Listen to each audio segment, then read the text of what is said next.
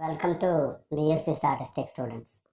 In this lesson, I explain definition of time series and some examples of time series and what is the importance and what is the relevance of time series.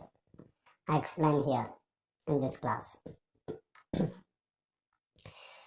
You see here, for any kind of proper planning and formulation of effective decisions, or taking effective decisions in any particular industry or an organization or any particular department of government which are completely based on the past data. Simply to specify the past data is nothing but a time series. So, which is going to be explained the past data in the sense that the data relates with time. In accordance with the time. It is nothing but a time series data. Of course, I discussed definition. To formulate effective decisions, to make a proper planning, some kind of past data is required for any organization. That is what the very, very important purpose of time series. For that reason, the time series is going to be used. And also to observe the trends and the patterns of a particular variable in the future time period. This is what another important, very, very important feature of the time series. By using the time series data, that is the past data, we can observe the trend, we can observe the pattern of a particular variable in the near future, that is in a particular future time period. It can be estimated. The trends are going to be estimated, which can be forecasted. Any kind of pattern of a particular variable, economic variable or commercial, any kind of variable which is going to be estimated, which is going to be forecasted. That's very important purpose.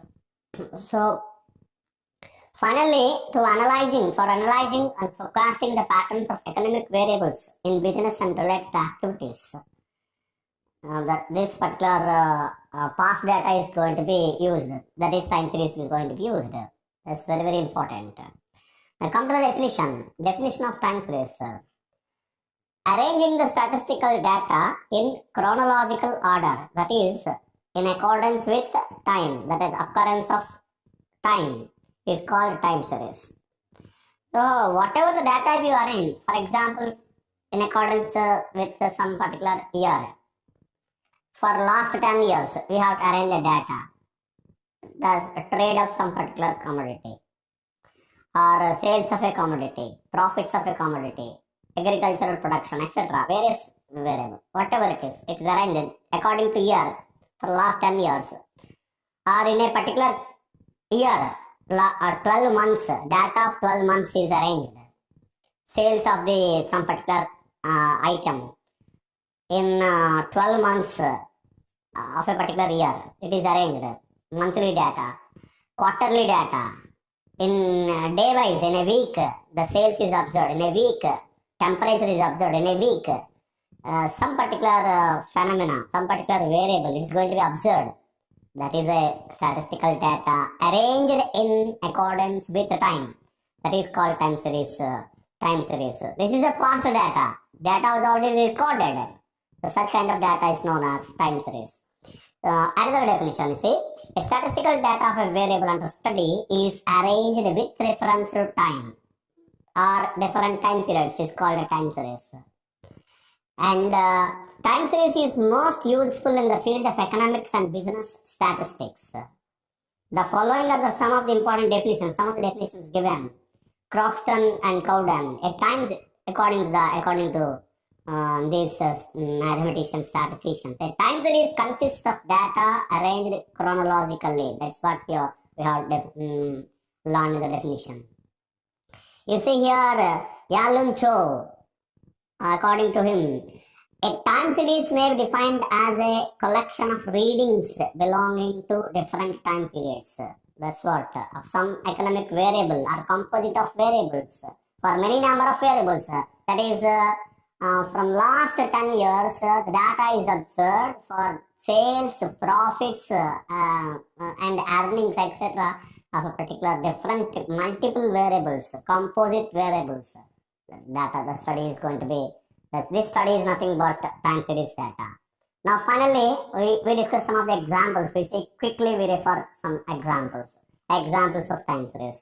Sales and profits of a product of a company in different years. National income measured for recent 10 years, past 10 years. National income. Similarly, you see in the many number of examples here, I'll discuss with you. And foreign exchange reserves of a country in various years. Monthly bank deposits and bank clearings. Monthly data. Price and production conjunction of various commodities in the city during the different months of a year. That is monthly data. Daily sales of milk and milk products in a month. In a month, daily data, day-wise, of a milk booth. Shares in stock exchange in all days of a week, Monday to Sunday, all days of a week. Agricultural production of paddy in state of Andhra Pradesh during last 7 years, some number of years. Industrial production in a city, Hyderabad city, during all months of year. Production, sales and profits, that is multiple, composite number of variables of a product of a steel plant in Visakhapatnam during last 10 years. Like that, we can define any number of examples. So what not, for a planning, for future planning and forecasting of one particular, what is the profit in, which will be in the coming years. That can be, it can be only achieved with the time series data. The past data is required. The data in accordance with time, it is nothing but a time series. You see here, it is a function of t. It was specified here clearly. Y of t is equal to f of t.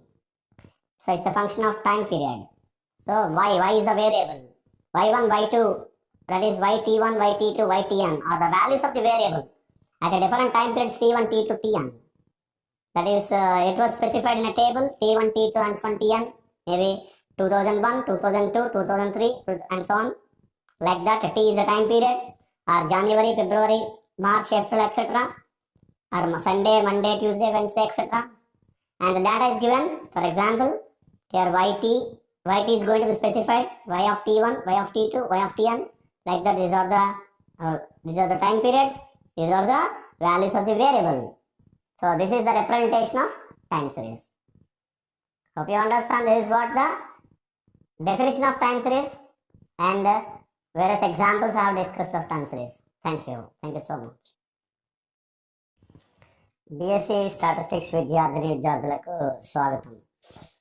ఈ క్లాస్లో నేను time series analysis, time series అనే topic యొక్క డెఫినేషన్ని, వాటి ఎగ్జాంపుల్స్ని నేను discuss చేస్తాను. వాటి అవసరాన్ని, దాని అవసరం ఏంటి, ఈ టాపిక్ అవసరం ఏంటి అని డిస్కస్ చేస్తాను. ఒకసారి చూడండి. టైం సిరీస్ దేనికి ఉపయోగపడుతుందంటే, ఒక ఆర్గనైజేషన్ లేదా ఇండస్ట్రీ, గవర్నమెంట్ యొక్క ప్లానింగ్, వాటి యొక్క ప్లానింగ్ ఏ విధంగా ఉండాలి, proper planning, formulation of effective decisions అంటే మంచి ప్రభావవంతమైన నిర్ణయాలను తీసుకోవడానికి, డెసిషన్స్ని తీసుకోవడానికి ఇండస్ట్రీస్లో కానీ, ఆర్గనైజేషన్లో కానీ, లేదా గవర్నమెంట్ బాడీస్ వాటికి సంబంధించిన కూడా కానీ ఈ టైం సిరీస్ ఉపయోగపడుతుంది. ఎలా ఉపయోగపడుతుంది? ఒక పాస్ట్ డేటా, ఒక 10 years డేటా, 20 years డేటా మనం తీసుకుని వాటిని అనాలిసిస్ చేసి, అందుకనే అనాలిసిస్ ఆఫ్ టైం సిరీస్ అన్నారు. వాటిని అనాలిసిస్ చేసి వాటిని ఆ డేటాని ఉపయోగించి ఇంకా ఏ విధంగా మెరుగుపరచవచ్చు, ఒక పారామీటర్ అని కానీ, లేదా ఒక కొన్ని వేరియబుల్స్ అని కానీ, వాటికి సంబంధించిన పురోభివృద్ధి అంటే ఏ విధంగా వాటిని మనం అభివృద్ధి చేస్తాము, ఏ విధంగా ముందుకు తీసుకెళ్తాము అనేది టైం సిరీస్ మీద ఆధారపడి ఉంది. చూడండి, ఎందుకని అలాగా ఆధారపడి ఉంది అనే దానికి డెఫినేషన్ మనం చూస్తే మనకు అర్థమవుతుంది. What is definition? arranging the statistical data in chronological order, that is according to occurrence of time.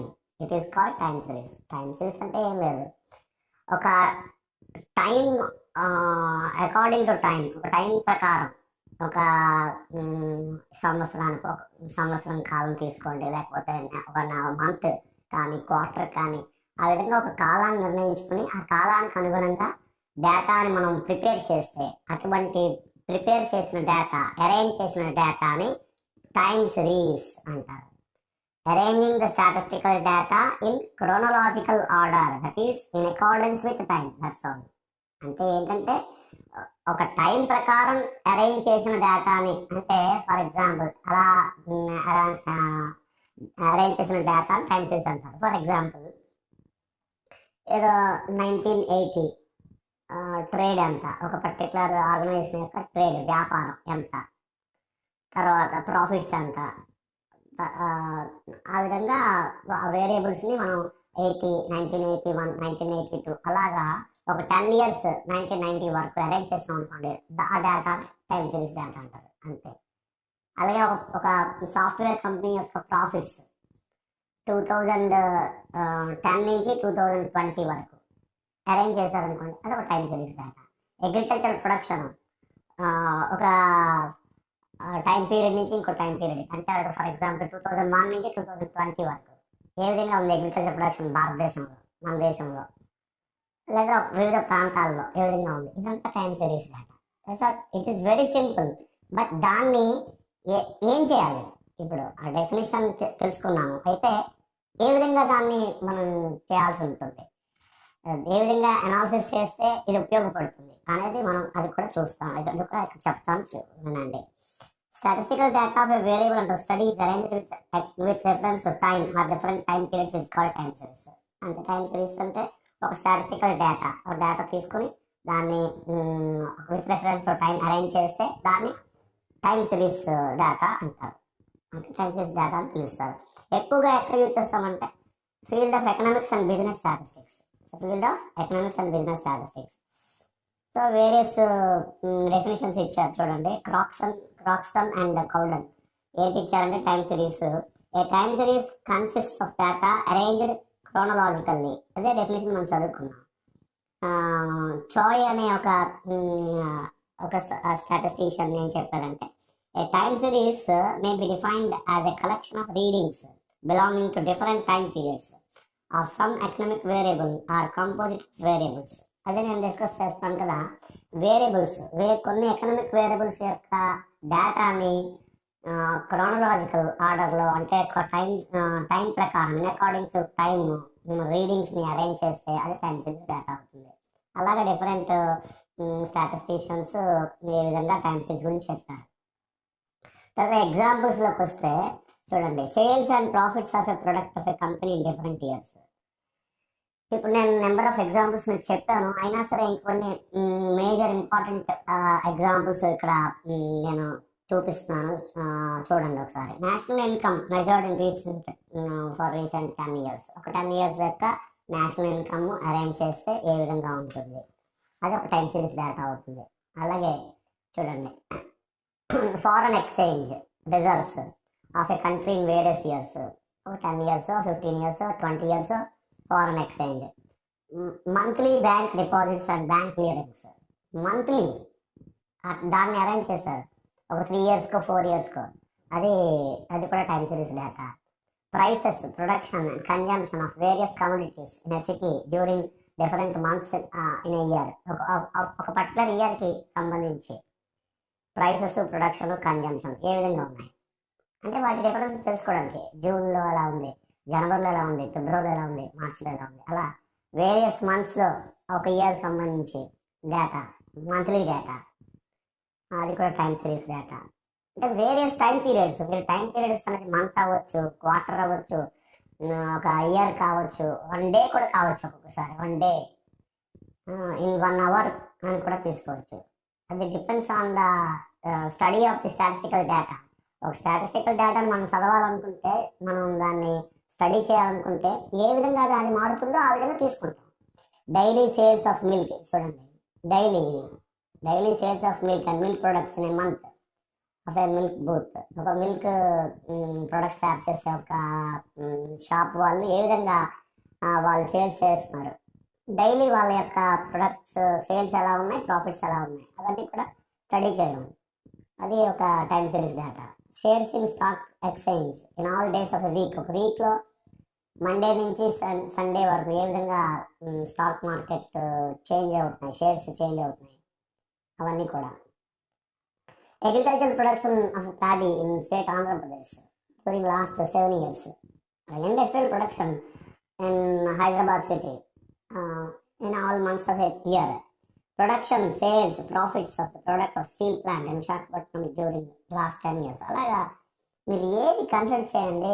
So time series in accordance time, ఒక టైం ప్రకారం మంత్ కానీ, ఒక డే కానీ, ఒక మంత్ కానీ, ఒక క్వార్టర్ కానీ, ఒక ఇయర్ కానీ, కొన్ని నెంబర్ ఆఫ్ ఇయర్స్ కానీ మనం డేటాని అరేంజ్ చేస్తే అటువంటి డేటాని టైం సిరీస్ డేటా అంటారు. ఇవన్నీ కూడా వేరియస్ ఎగ్జాంపుల్స్ నేను డిస్కస్ చేశాను.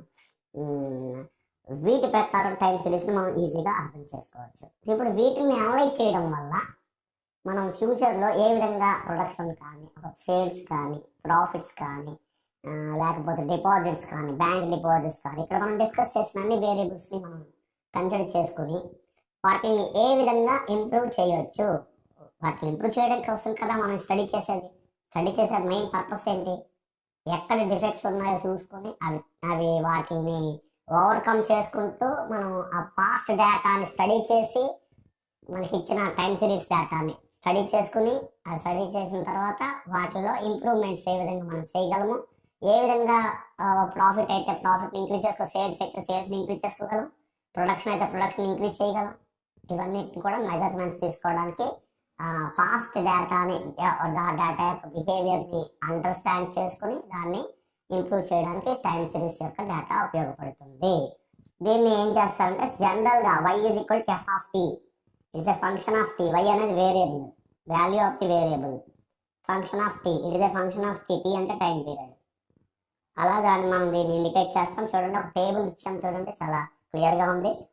t అంటే time period, y of t అంటే value of the variable at different time periods. Time periods t1 t2 t అని అనుకుంటే variable value of the variable y of t1 y of t2 y of t అని అనుకున్నాం. అలాగా మీరు ఏ విధంగానైనా ఒక టేబుల్లో ఇలా అరేంజ్ చేసుకునే డేటాని టైం సిరీస్ డేటా అంటారు.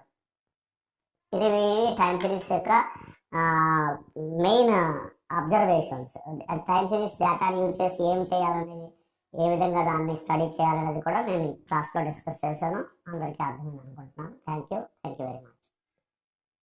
Welcome to BSc Statistics students. In this class I explain components of time series, which is one of the crucial topic of the time series. Let's have a look at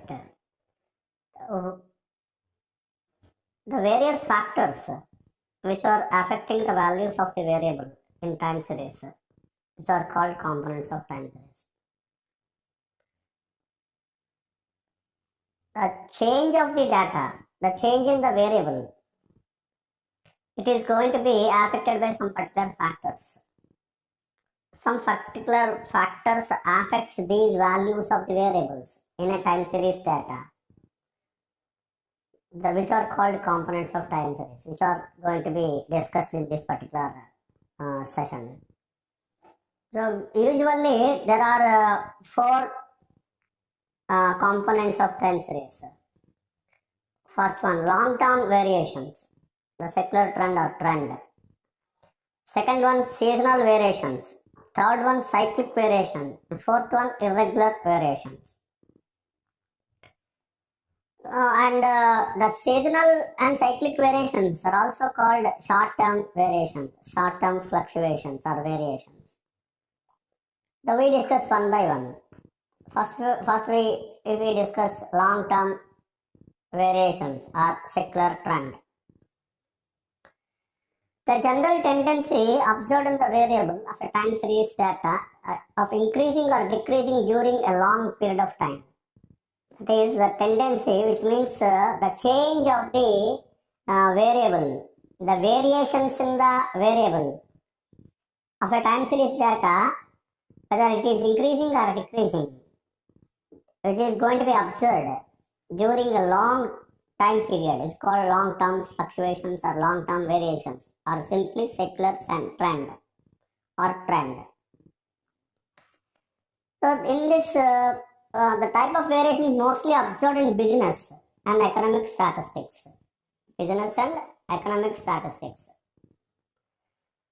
That is due to some particular over a long period of time, the variations or fluctuations of the variable of the data is going to be observed over a long period of time, either increasing or decreasing the some kind of that is some kind of variation, whether it increased or decreased, is going to be observed over a long period of time.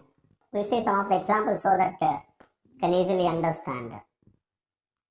So these are the examples. Now you study the examples, right? So these are the examples of upward tendency, that is increasing. Some academic variables may increase over a long period of time. So this tendency is known as upward tendency.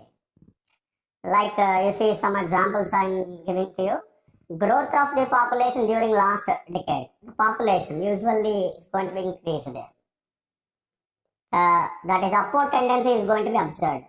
Industrial production observed in the last 5 years. That is upward tendency. Agricultural production of some particular state or a particular country is going to be generally increased.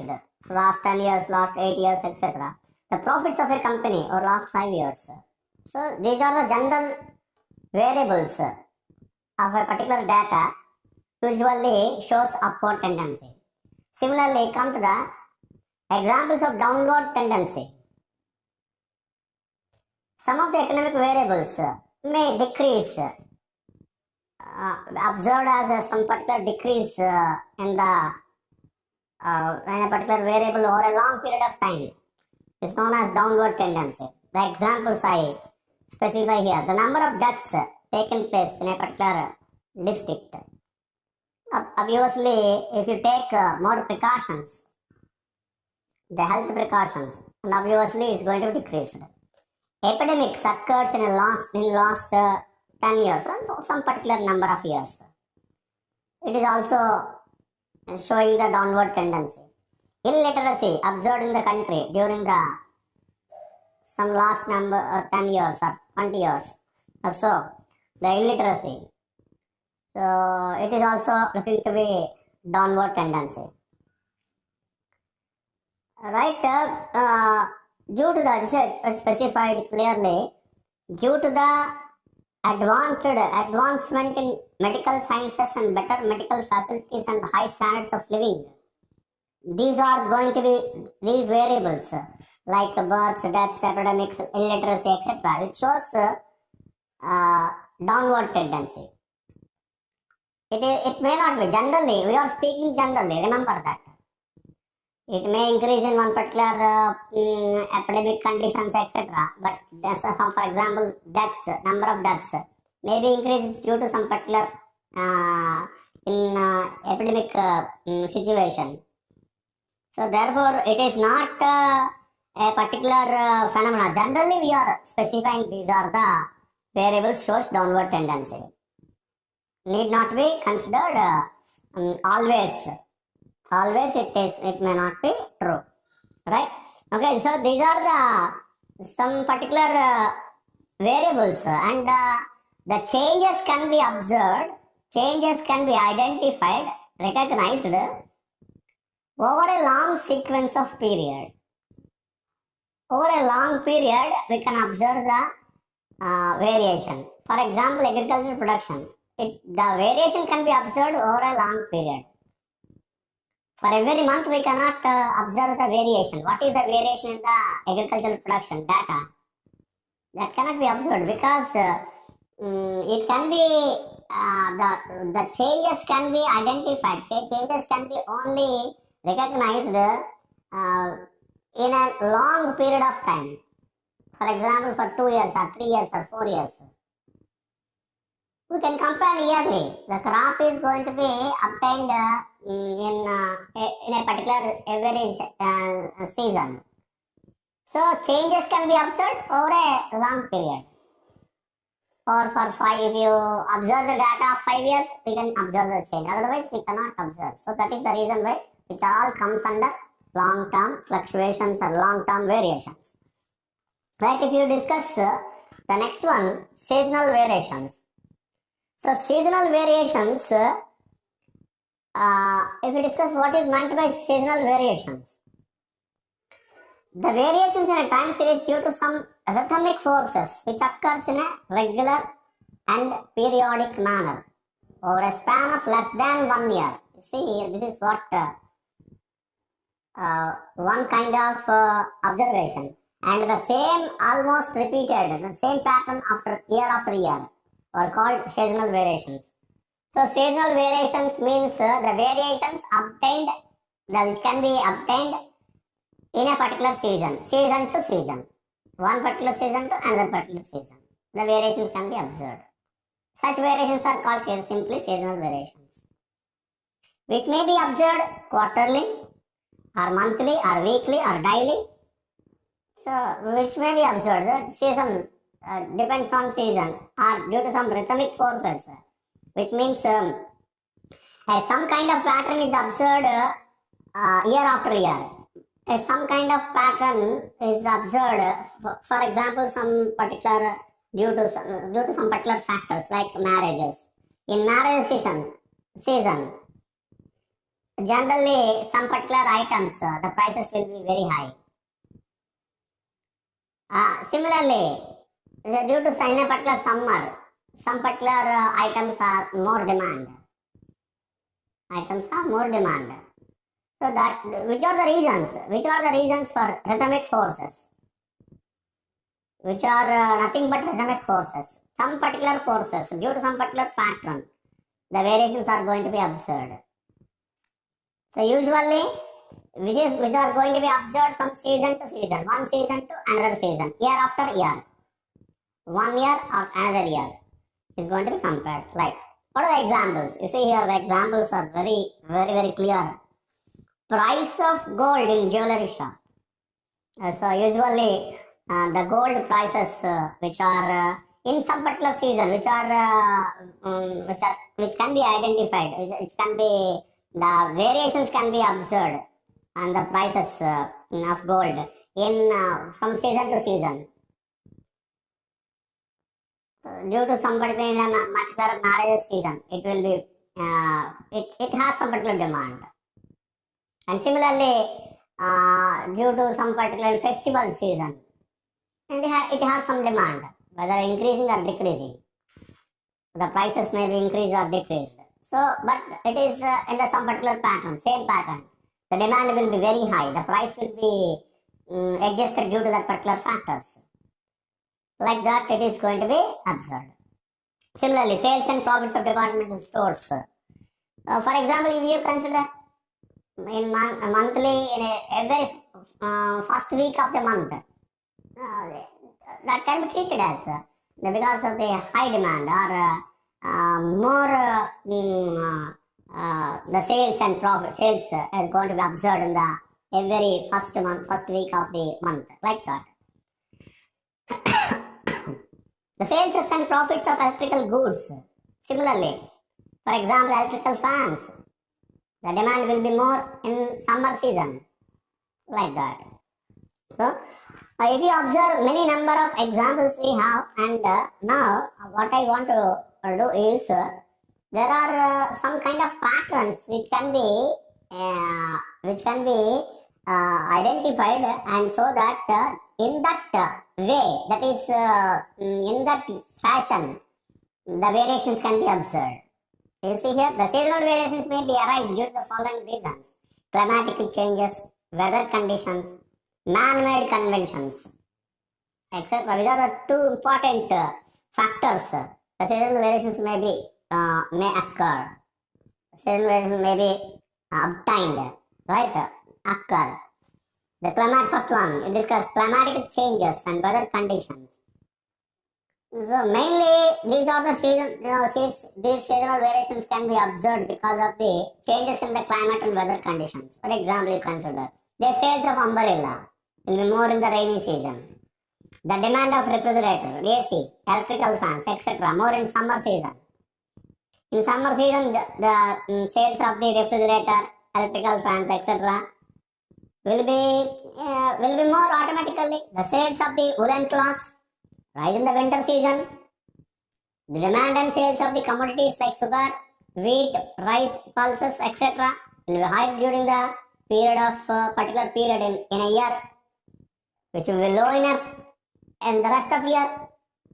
What I discussed in a month, every first week of the month, which will be more. The demand and sales will be more for these commodities, groceries, and after that it will be decreased usually.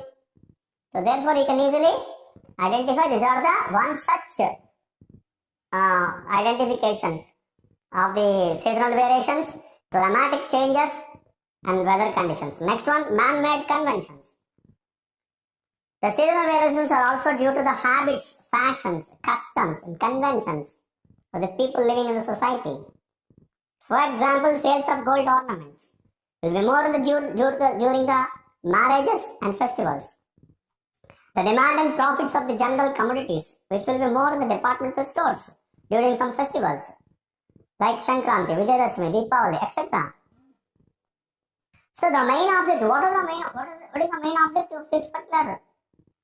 The main objective of measuring the seasonal variations is isolate them from the trend. That's very important, and study their effects. That is, what is the main role of the particular, what is the main effect of a particular variable, how that particular variable is going to be affected in that particular season. That is going to be identified, that is going to be traced and identified. That's very, very important rather than taking all this, that is identifying the variations. The variations are going to be identified and so that which are to be isolated. Is to isolate this particular trend and to study the main effect of seasonal variations, the variations in a particular season, variations due to in a particular specific time period which will be more. That is good to be calculated and identified and calculated, obtained, which are to be obtained. The variations are to be obtained. What kind of variations are going to be observed? That is very, very important. Next one, cyclic variations. You see the cyclic variations, the oscillatory movements in a time series with a period of oscillation more than 1 year are known as cyclic variations. So which means it is called one particular cycle, that is period. Period is going to be, a complete period is going to be represented as a cycle. The cyclic variations usually occur in business because there is a one particular pattern. There will be some particular huge demand in one particular season. Thereafter, demand will be decreased, or thereafter some particular demand is constant. Like that, some particular changes occurred. In one particular season, it will be more. Demand of a particular commodity will be more. In another particular season, the demand is less. In another particular season, demand is normal, usual. So you see here, the cyclic variations are even though more or less regular, but not to be periodic. Need not follow exactly the same pattern period after period. The cyclic movements occurred in any business activities known as business cycle. So, which has 4 phases. Prosperity, boom. There is more. Recession, depression, and recovery, and again recovery. And normally lasts from the 7 to 11 years. It is going to be observed due to some particular span it was specified here. The most of economic and business related activities follow a business cycle and have cyclic variations. The examples for this, the prices, income, production, wages, investment, etc. affected by cyclic variations follows particular a pattern of business cycle. So generally it refers business, a business cycle. Right? And next one more important variations are irregular variations. Important variations are irregular variations, which means it terms itself speaks very clearly no particular pattern, no regularity. Okay, so some kind of variation which are purely random, erratic, unpredictable, unforeseen, accidental, and non-recurring again, which are called irregular variations. So such variations do not exhibit any definite pattern, no particular pattern for these variations. Do not occur in regular period of time, no regularity in a particular period. For example, in this May, if you get the variation, some particular pattern, if you observe some particular pattern for the variations, and again in the next year May, in the month of May, if you want to see the same particular pattern cannot be observed. So for which no particular pattern, these variations are due to the factors like floods. So for example, some particular floods took place. Then obviously some kind of prices will be increased. So this usually happen, like some wars, earthquakes, famines, epidemics, strikes, lockouts. Due to some particular strikes and lockouts, the prices will be more, which will be not usual, unusual pattern. So therefore, these are the some particular factors which we may observe the variations come irregularly. Variations occur irregularly. So such variations are called irregular variations, which cannot be predicted and which are beyond the control of human hand, which we cannot control. We cannot control a particular flood, or we cannot, it is not on our hands, which are beyond the human endeavor, human control, which are not in our hands. Epidemics, earthquakes, wars, which are all, etc., all not in our hands. Therefore, what we have to do is the irregular variations cannot be identified, cannot be eliminated. Identified and eliminated. These are the variations which may occur in an erratic fashion, purely randomly. So therefore, such variations cannot be identified, which are only to be isolated. It cannot be identified by human endeavor. So such variations are known as irregular variations. You see here, this in some cases the irregular variations may not be significant, while these variations may be very, very effective and may be given rise to the cyclic variations. Fine? Hope you understand. Thank you. Thank you so much. BSc Statistics students. In this class, I explained method of curve fitting by principle of least squares. This is what one such very popular and most useful method of obtaining the trend. Trend means long-term fluctuations in a time series data. So of a time series data, if you consider a time series data, then to identify the long-term fluctuations, long-term variations, or a sector trend, or trend simply, this method is most popular. It is most useful because of two particular reasons I specify directly. Two particular reasons. One, the graphical. It can be represented by using graph. That is, graphical representation is it can be done in this particular method. Is going to be it can be used in the graphical by the way of graphical representation. This the data can be represented in this method, right? So that is the reason why graphical representation, which provides you the future values, future or predicted or estimated prediction or estimated future values are going to be estimated in this through this particular method. So that is the reason why it is most popular method.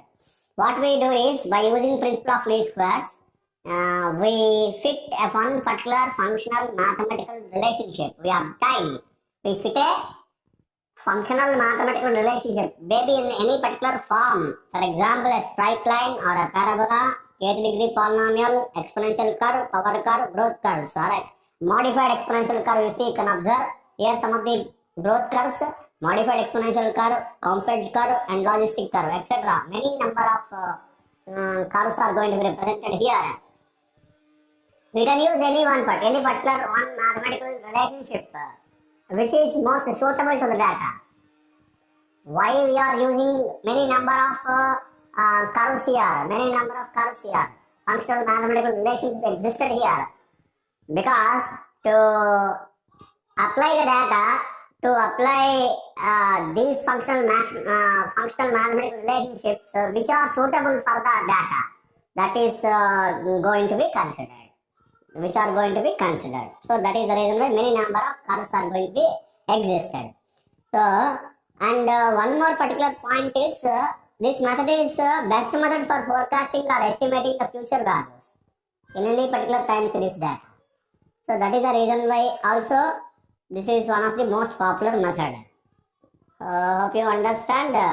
I'll tell you how the straight line is going to be used. Some of the curves I discussed here. First of all, I discussed principle of least squares. You see, this is the principle of least squares. The principle of least squares is minimizing the sum of the squares of the deviations between actual values and their estimated values. This one we have discussed many number of times. So therefore, principle of least squares which minimizes the error. Error means it's a deviation from between the actual values to the estimated values. Right, so this particular component is going to be, the error component is going to be minimized by the variations in the parameters.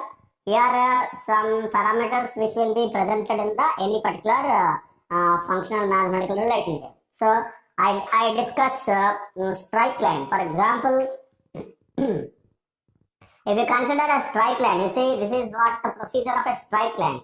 There are many number of curves, many number of functional mathematical relationships, maybe curve or a straight line, right? Like here you see, the fitting of a straight line. So if you follow this method, any method is going to be calculated or described in the same fashion. You please kindly follow the straight line. Already this is a method we have already discussed. So therefore, what I consider, so I explain straight line. Let yt is the value of the variable at the time period t, and suppose the straight line, it is going to be considered as yt is equal to a plus bt. T is the time period and yt is the value.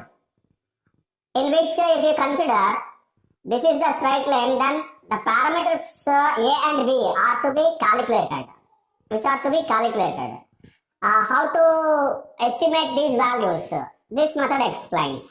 You see, this is what error, because already we have discussed that, therefore I am shorting the points. You see, just I am explaining the crux, right? E is equal to summation yt minus a plus bt the whole square.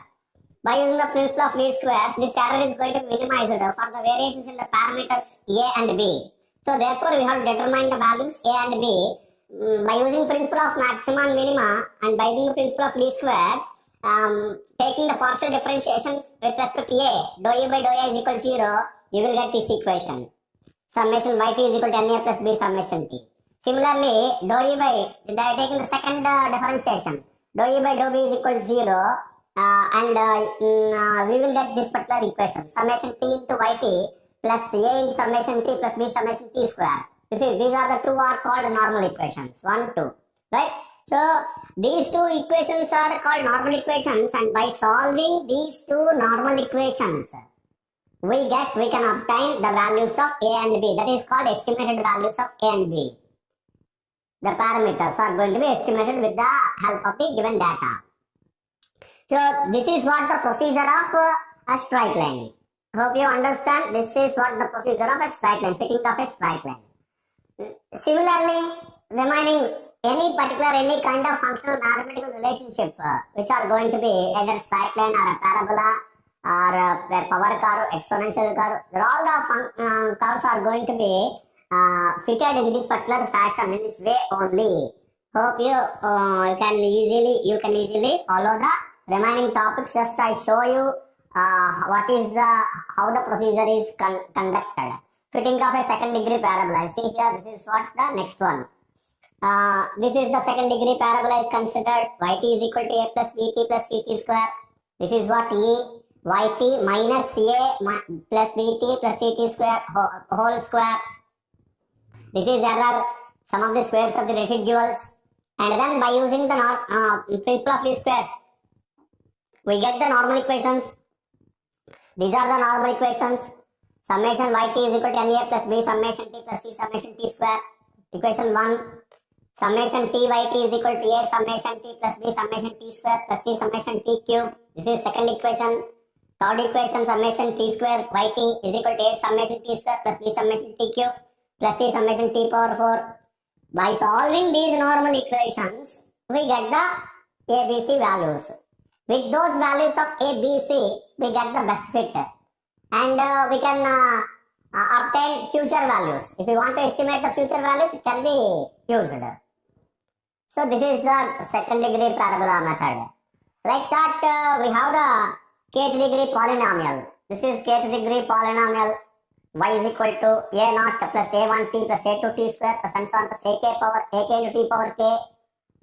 This is for this one also we consider error component, and then error component is going to be considered, and then it is going to be partially differentiated with respect to a naught, a1, a2 and so on ak, and then we get the normal equations like this.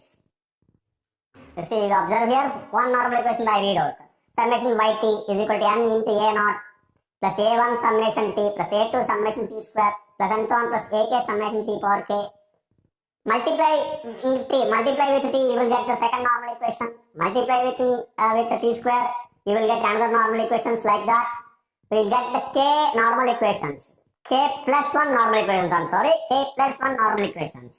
Because a naught and a1, a2, ak, k parameters, a naught is 1 parameter. Total k plus 1 parameters, therefore k plus 1 normal equations. Right? So like that, we can, by solving this, we will get the kth degree polynomial. This is next method, fitting of exponential curve. We know the exponential curve is yt is equal to a into b power t. For any remaining curves, exponential curve or power curve, etc., we have to consider logarithms first. Log yt is equal to log a plus t log b. And then we have to convert it to straight line. Ut is equal to a plus bt. This is a straight line. Remaining procedure is same. U is equal to, you have to consider log t, log yt, and log a is equal to, you have to consider capital A. Log b is equal to capital B. Like that, you will get ut is equal to a plus bt, the straight line. By the method of principle of least squares, the straight line method, the normal equations you can obtain these two. Summation ut is equal to a na plus b summation t. Summation t ut is equal to a summation t plus b summation t square. By solving these normal equations, we will get capital A and capital B. Again, we have to consider, that is, calculate small a and small b. A is equal to antilog of a, b is equal to antilog of b. With these values, you will get the exponential curve yt is equal to a into b power t. Similarly, y is equal to a into yt is equal to a into e power bt. This is another exponential curve, another form of the exponential curve. For this also we have to consider logarithms, and again we have to consider straight line, and then we will get some normal equations like this. By solving these normal equations, we get the values of capital A and capital B. And like that, the procedure is going to be obtained in this way, and so that the remaining values are going to be calculated, That is, the parameters are going to be calculated. The small a and small b again you have to calculate, which will be different here. A is equal to antilog a, b is equal to b by log a to the base 10. So with these values you will get the obtained best fitted exponential curve y is equal to a into e power bt.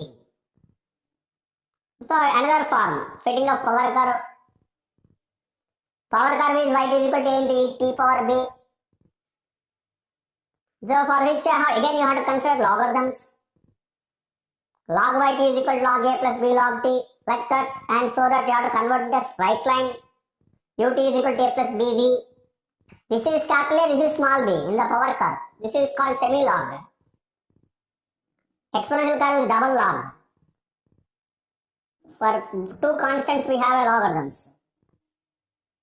Power curve, yes. Okay. Log y and log x.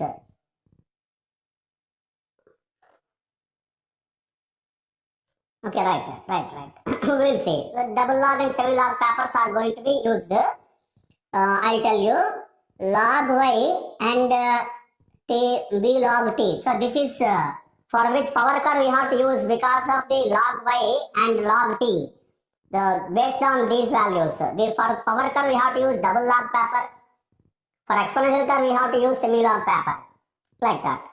Okay, leave it. And now you see, because of this is a straight line. After converting the straight line, you have to use the two particular normal equations. You have to calculate two normal equations. By solving these two normal equations, we will get the parameters capital A and small b. Right? So with these values, again you have to convert as a, small a. Small b is already obtained, so capital A it is to be converted as small a. Again, that is small a is obtained from the capital A. A is equal to antilog of a. So that obtain these values a and b, the parameters estimated values of a and b, you will get the best fit of the given data. Y is equal to a into b power t power b. A into t power b. This is power curve. Like that, we have many number of curves and many number of functional mathematical relationships in this particular method, curve fitting. So we use the principle of least squares. By the method of principle of least squares, we obtain the best fit of the given data by estimating the parameters, relevant parameters. So this is what the principle of least squares method. This is used for identifying, obtaining long-term fluctuations in the time series data. If you understand, thank you. Thank you very much. Welcome to BSc Statistics students. In this lesson, I explain method of moving averages. This is one of the methods to find the long-term fluctuations in a time series data. Principle of least squares is one method. Method of moving averages, this is another method. What is this method? It is very simple. Moving averages. Moving averages. So we have to calculate moving averages is a series of successive arithmetic means calculated for the values of a time series. Continuous, for example, you have 10 years values. Then if you want to calculate arithmetic, moving averages for a period of 5 years, 6 years, then it is to be calculated 5 years averages. So the next point is moving average is based on the values a fixed time interval is called period of moving averages. Just now explained. Moving average is to be calculated for a fixed time period. For example, 5 years, 4 years. Then that is the 4 years is the period of the moving average. 5 years is the period of moving average. These moving averages are shown against the center of the period. The moving averages are to be placed at center of the period. For example, 5 years. Then center period is third year. Then obviously you have to place against the third year. Like that. Then, and for example, the period of moving average m, then how to calculate moving averages? Then first average is nothing but the first period to mth term. First term to nth term. And second average is second term to m plus 1. That is, you have to move By leaving one, you have to move to the second end up to the k m plus 1. And by moving, if you want a third average, then you have to leave the second one as well. And then you have to move, consider third average to third term to m plus second term. And so that by leaving the previous observation and adding another observation, we get the required moving average for the time period m, for the period m, right? Here we have two cases, odd and even. You see case 1. Case 1 is nothing but if the period of moving average is m, that which is odd, and say m is equal to k plus 1, then moving average is placed against the mid value of the time period. Mid value, center value, because of the odd numbers. For example, there are 5 numbers.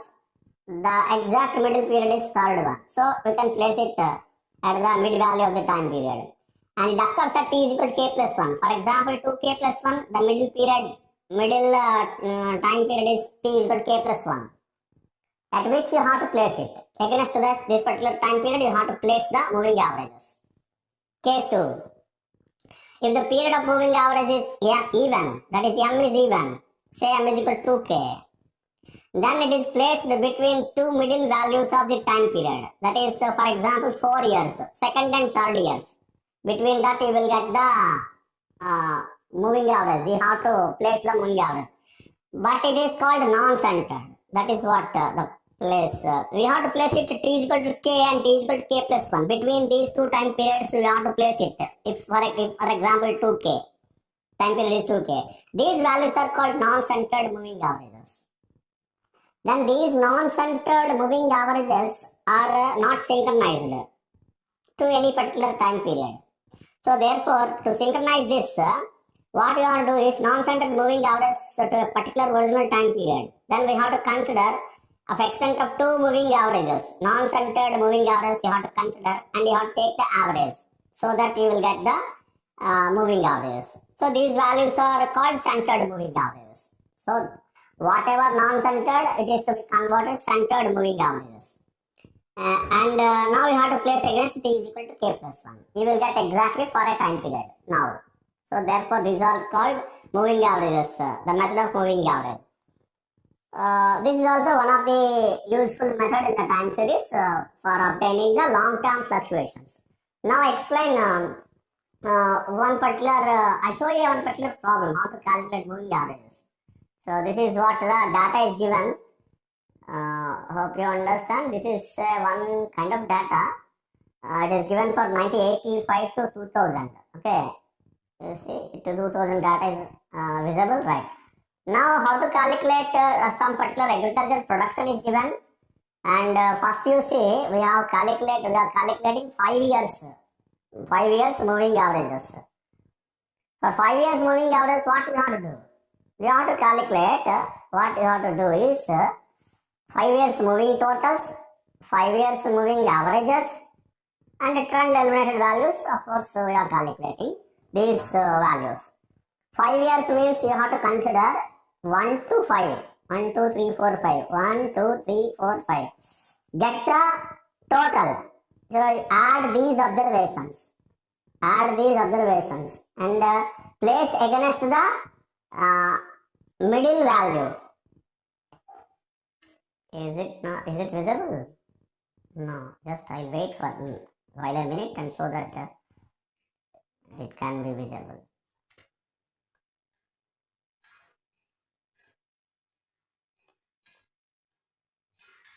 Right. Now you see, these are the 5 observations. 5-year moving total we are calculating. 5 years time period we have considered 5 years. So that is 5-year moving total, 5-year moving averages. These two columns you have to add. Of course, this is another column. You can calculate, right? So we have to consider for 5 years. 1, 2, 3, 4, 5. 5 years data. And then add it. Add these observations and get the total. After that, divided by 5, you will get this value. 5-year moving average. This is what the average. Similarly, leave the first one. That is 25. That is for the year 1985. Then again you consider 5 years data and add from 28 to 25 here. 1, 2, 3, 4, 5 and get the total and again and write against the center value. What is the center value? 1, 2, 3, 4, 5. This is third one. That is 1980, 88. Previous one 97, 87. This is 88. 88. Against the value, you have to write the value. Get the total and then again divided by 5, you will get the average. Right? I hope you understand. Similarly, by leaving 1, 2, 3, you consider the next one. That is 1, 2. We are doing the third one. By leaving 1 and 2, you go to the next one. Consider next 5. And similarly do the same procedure. And by leaving the third one, you have to consider next 5. That is 1, 2, 3, 4, 5. Like that you calculate moving averages. Get the total, 5-year moving total, 5-year moving averages. This is what the calculation for odd number of years. Odd period is odd. If the period is odd, case 1, m is equal to, so for example, 2k plus 1. That is odd. Now, trend eliminated values are simple. If you want to calculate trend eliminated value, 32.2 and minus 32. It is 32 minus 32.2. It is minus 0.2. Original values minus estimated values. That is 5-year moving totals. 36 minus 29.2. Like that. 40 minus 30. Like all the values are trend eliminated values. Okay. Now I explain one more. That is for even. You see, this is for even. The data is given, this one year and sales, and you have to calculate 4 years. Calculate 4 years moving averages.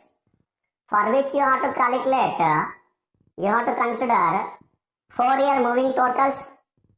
So they are the period year sales, at the variable sales you have to specify here, year and sales, and this is the what you have to consider. 4-year moving totals first of all, non-centered. 4-year moving averages, which are also non-centered, and 2 terms, that is 2 terms you have to, for 2 terms you have to consider moving average again. That is average for 2 values. That is a plus b divided by 2, like that. Moving averages which are centered. Right? Now 4-year moving averages again. You have to calculate. The 2 terms of the moving average are centered, and again this is total, and again 4-year moving averages you have to calculate here. Hope you understand. We have to consider 1, 2, 3, 4 and add and for example 1998. 1998 the value is 118. You have to add all these 4 and put against the one particular value. That is the center value. Center period for these values are, these periods are time periods 1, 2, 3, 4. Center period is between second and third. That is this one. This is called non-centered. This is called non-centered. Hope you understand. This is what non-centered.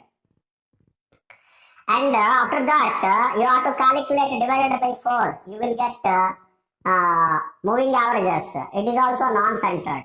But it is not our answer. You have to still go further. And this is, it is going to be, you have to calculate, like that, you have to calculate moving averages by leaving 1, by leaving 100, that is first year observation.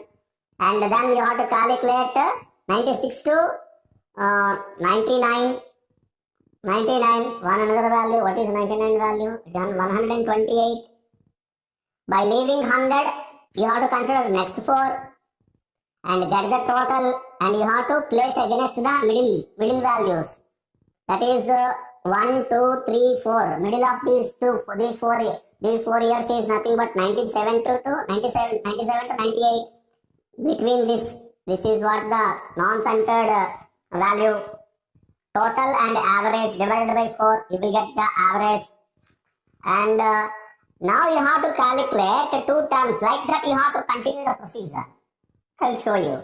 And then what you have to do is next two terms moving averages. That is, you have to add these two. And then again you have to consider average for this. That is, because of two particular values we are adding, arithmetic mean will be divided by 2. You will get this. Like that, we have to calculate. This is what your answer 4-year moving average centered. These two are centered values. Now it is against the time period 1997. 1997. Right? Like that, you can observe. I show you. You can observe the moving averages were calculated here. Here are the time periods we have calculated. Those are non-centered values, non-centered moving averages. And then now you have to center by adding two continuous. By adding these two, you will get again this particular value. And then you have to get the average for this. That is divided by 2 because we are adding two values, this and this. And then by leaving this, you have to come and add these two. And you will get this value. For these values again you have to calculate average, that is divided by 2. That is which are called 4-year moving average centered. These are the 4-year moving averages of centered moving averages. So this is what the problem of calculating the how we can calculate 4-year moving averages. That is even number. The time period is even. If the time period is even, how to calculate the moving averages? Non-centered. First we have whatever we have calculated which are non-centered, and then which are to be calculated as centered. For center values again you have to consider the average. So final value is this one, which are nothing but our 4-year moving averages. This is this last column. I hope you understand. Thank you. Thank you so much. Welcome to BSc Statistics students. In this lesson I explain method of semi-averages. This is one of the methods to obtain long-term fluctuations, that is secular trend or trend. This is a very simple method. See here, it is explained in some of the steps here. First of all, we have to divide the whole data into two equal parts with respect to a particular time period. In case of odd number of years or odd number of periods, omit the observation corresponding to the middle period. Like that, after that you have to compute the arithmetic mean of each part and plot these arithmetic means against the midpoint of the respective time periods. And so they draw a straight line by joining these two particular points. Whatever the point that the straight line obtained by joining these two particular points will give you a trend line. It is an approximate trend line, but not exactly as which will be discussed in the straight line.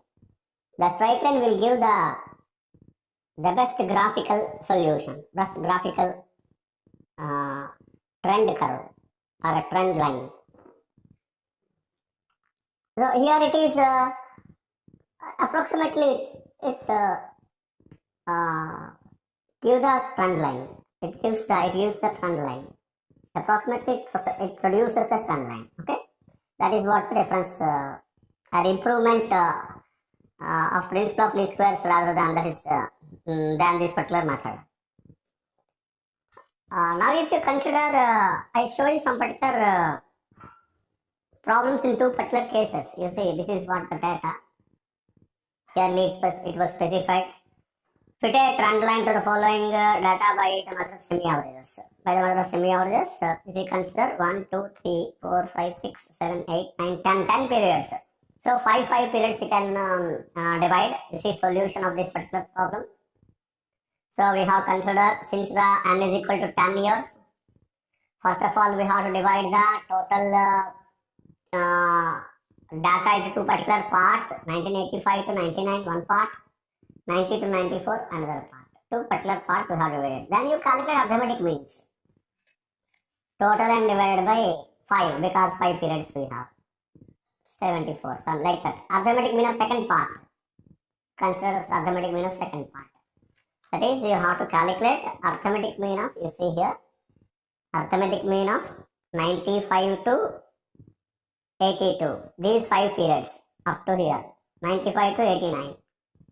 Divided by 2. 68 plus 72 plus 75 plus 77 plus 85. 82. Divided by 2. Divided by 5. Not 2. 5. Because of 5 period. Arithmetic mean you have to calculate. Similarly, arithmetic mean is to be calculated for 1990 to 94 for this particular second part. These are the two parts. Part 1, part 2. For these parts, you have to calculate arithmetic mean. Hope you understand. This is what the solution for arithmetic mean of first part, arithmetic mean of second part, and so that these are the averages are going to be now represented in the graph like this in this fashion. You have to consider year here and industrial production. It is what given the variable, and you have to consider at midpoint 95 to 98. Here is see the point here 95 to 1985 to 89. The middle value is 1987. Against the middle value 1987, middle period 1987, you have to make the point. That is plot the point. Which point? 74.8 for first part. Midpoint is 1987. The value is 74. Average is 74.8. You have to plot here. This is the value. And for next part, middle period is 1992. 90 to 94. Middle period is 92. For against that, we have to plot the point. This is the point. What is the value? 85.4. Against this period, you have to plot this arithmetic mean 85.4 here. And you have to join these 2 points. You will get straight line. We can also obtain trend values from this graph by extending this particular graph. For example, if you want production in 95, 96, the production will be estimated. It can be estimated by extending this particular point, this particular line, and we can make the prediction. So this is what procedure of semi-averages. Right? Similarly, odd number of years. This is another problem which consists of odd number of years. N is equal to 9 years. 1, 2, 3, 4, 5, 6, 7, 8, 9 years. In which you can consider, you can omit, you have to omit the middle period, that is 95. You can omit this. And you take 2 particular parts. First part is of 4 years, second part is 4 years. And by leaving the middle year, you have to do the calculation. For first year, average is this. First 4 years, average is this. Arithmetic mean of the next 4 years is this. Is calculated. Like that, you have to draw the graph and everything is same. I show you the graph here. In the similar fashion, we have there is no particular difficulty to draw the graph. Okay, here we have considered here sales here. We have considered y-axis, here on x-axis, and similarly you have to plot against the middle period. Against the middle period, you have to draw the value here. That is between 92 to 93. In between that, you have to plot the point. That is the value of the sales. Average. Average of the first part, average of the second part, so that you have to join the line. And so that you will get the required graph. And so that you can, if you want to calculate the trend values, you can calculate by extending the line. And by extending the line, you can calculate the trend values. Similarly, the same procedure is going to be followed. This is method of semi-averages. Hope you understand. This is method of semi-averages. Thank you. Thank you so much. Welcome to BSc Statistics students. In this class, I explained method of simple averages. This is one such method of in the time series of obtaining seasonal variations. We have discussed the methods of obtaining the long-term fluctuations. Previously, method of simple averages, method of semi-averages, principle of least squares, moving averages, etc. Now, this is the method of simple averages. This is the method of identifying or calculating seasonal variations. Seasonal variations can be identified. What are the variations in season? In a particular season that can be identified. That is monthly data, quarterly data, etc. which are going to be dealt here and which are going to be studied with the help of the time series data, and which are what are the predictions and what kind of predictions are going to be done, and these are all going to be discussed in this method, particularly seasonal variations, that is less than 1 year. Okay, the variations are going to be observed, and so that a quarterly data or monthly data or even for a weekly data or a daily data daily wise, day wise data, those are also going to be analyzed. Okay, any particular thing which is nothing but in accordance with time, that is time series data, right? When you see that, what is this method of simple averages? First of all, arrange the data by years and months or quarters. Years and months or years and quarters, that is the meaning. For example, the monthly data, calculate averages x bar I is equal to 1 to 12 for ith month for all years. For example, you have 3 years. In January, 3 years data, you have to calculate average, and February you have to calculate average, and so on for December. For all months, the averages are to be calculated for all years. Similarly, for quarterly data, calculate x bar I, that is x bar 1, 2, 3, 4 for a ith quarter for all the years, that is 4 quarters. First, second, third, fourth quarters respectively, you have to calculate the mean, average, x bar I, x bar 1, x bar 2, x bar 3, x bar 4, like that. That is the next step. And then you have to compute x bar of monthly averages. For all monthly averages, x bar 1, x bar 2, x bar 12, you have to calculate again 1 x bar. X bar is equal to averages, average of all these monthly averages, that is x bar. Summation I is equal to 1 to 12 x bar I divided by 12. Similarly, this is for monthly data. For quarterly data, see the formula, x bar summation I is equal to 1 to 4 x bar I divided by 4.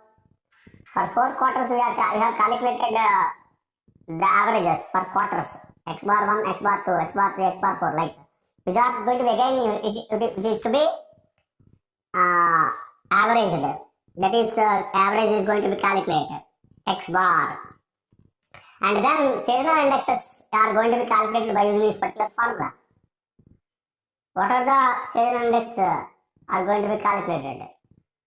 How to calculate? For monthly or quarterly, seasonal indexes are going to be calculated by x bar I divided by x bar into 100. It is true for, it is okay for monthly data. It is also holds good for, that is, it is also true for quarterly data. It's by using the same formula, x bar I divided by x bar into 100 for ith month or for ith quarter. We can calculate this, we can use this particular formula and we can calculate the value. I show you one of the problems so that you can easily understand this method. You see, this is what obtain seasonal indices by using simple average method to the following data. This is a quarterly data. 3 years have been given here. 3 years are given here. This is quarterly data, 1, 2, 3, 4, 4 quarters. For example, some particular values or sales or something of production is given here.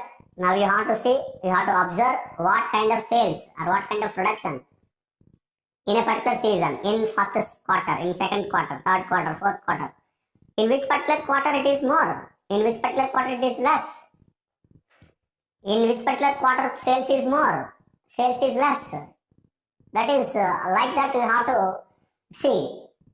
You have to observe the variations. You see how to calculate. And so this is the way you have to consider the data quarter-wise, year-wise, and again our concentration is on quarters because seasonal variations we have to identify. Identify the seasonal variations. That is, for all years you have to, for a particular quarter, first quarter for example, for all years, that is 2003, 4, 5, it is given 40, 50, 60, 56, maybe thousands of rupees, etc. You have to add this total and then get average. That is divided by 3 because 3 years, 1, 2, 3, 3 years, the data is here. You have to get and add and divide by 3, you will get average. Average is 48.67. Like that for second quarter, third quarter, fourth quarter you have to calculate. So these are the averages. This is the column of averages. Now how to calculate seasonal index? Seasonal indices or seasonal index numbers are going to be calculated by, for which you have to calculate average. Average for all averages. Quarterly averages, 48.67 plus 39.25 plus 42 plus 47.33. If it is of monthly data, you have to calculate for all months averages for all months, and then which are going to be again averaged. That is, you have to calculate again average for all averages, all these averages. Quarterly averages you have calculated here, 44.3. We got the value, and now this is x bar. This is x bar. Now the formula is x bar I by x bar. Average of the quarter by average of all averages. That is x bar I by x bar into 100. For example, you see here 48.67 divided by 44 into 100. It is 109.83. Similarly, 39.25 divided by 44.3 into 100. That is x bar 2 divided by x bar into 100. It is 88. X bar I, that is x bar 3, 126 divided by x bar is 44 into 100. It is 94. Similarly, it is next quarter. For next quarter, the seasonal index number is average 47.33 x bar 4 divided by x bar into 100 divided by x bar. X bar is average of all averages. That is 44. 47 by 44 into 100 or 6.81. Now if you see, these are seasonal indices. The last column. Last column is it represents seasonal indices, which means, now you see, if you observe the seasonal index for first quarter and third quarter, they have to concentrate on their sales because there are more sales in the first quarter and third quarter. That is our observation. Whereas in the second quarter it is very less. And third quarter also it is moderate, 94, 94. It's also, we can specify less. Sales are less in this particular quarter. But they have to concentrate their business on these two particular, the sales of the product in these two particular quarters, quarter 1, quarter 4. That is our conclusion. In this fashion, we can give the conclusion. Similarly, this is of quarterly data. Similarly, monthly data. This is what one particular problem. I don't take much more time on this. Just I show you the problem. This is the problem for 3 years. Monthly data is given here. This is going to be calculated in this fashion. Okay. It is calculated the month-wise and year-wise. We have arranged the data year 2008, 9, 10, month, January, February, March, April, etc. to December. We have to calculate averages for every month. For January, total divided by 3 total 100 divided by 3, 33.3. For February, total 96. For all years, total of all years, 96. And divided by 3, you will get 32. Like that, you have to calculate for all months, say up to December. For all months, 12 months you have to calculate. That is 12 average you will get. So this is what the average. So based on these averages, now you have to calculate seasonal index. What is the formula? X bar I by X bar into 100. Average of month divided by average of quarter. This is nothing but X bar I divided by X bar into 100. This is X bar. Average of all averages you have to calculate. That means from first quarter to these are the averages for first not quarter. I'm sorry, January first month, January to December. All the values you have to add divided by 12. You will get the average of all averages X bar, and then you have to calculate seasonal indices. That is X bar I by X bar into 100. Those are called seasonal indices. In this, you see in this particular entire observation, the sales, for example, sales, if you consider the sales of a particular production of a company, which is more in January, in the month of May, in the month of July, so in the month of November and December, November, okay, moderately, and in December, they have to concentrate on particularly July and December, you see, 135 and 123, and May is on 112. These are the months here, they have to concentrate more on their product. So that is what the conclusion we can give. At the end of the calculation of the seasonal indices, we can conclude that this is what the position of the some particular sales, a particular variable. Then in that particular business, they have to concentrate more on these particular months. That is the purpose of the calculating seasonal indexes. Hope you understand. This is what method of simple averages for calculating, for obtaining seasonal indices. Thank you. Thank you very much. Come to BSc Statistics students. In this class, I explained ratio to moving average method. This is one such method to obtain seasonal variations in a time series data.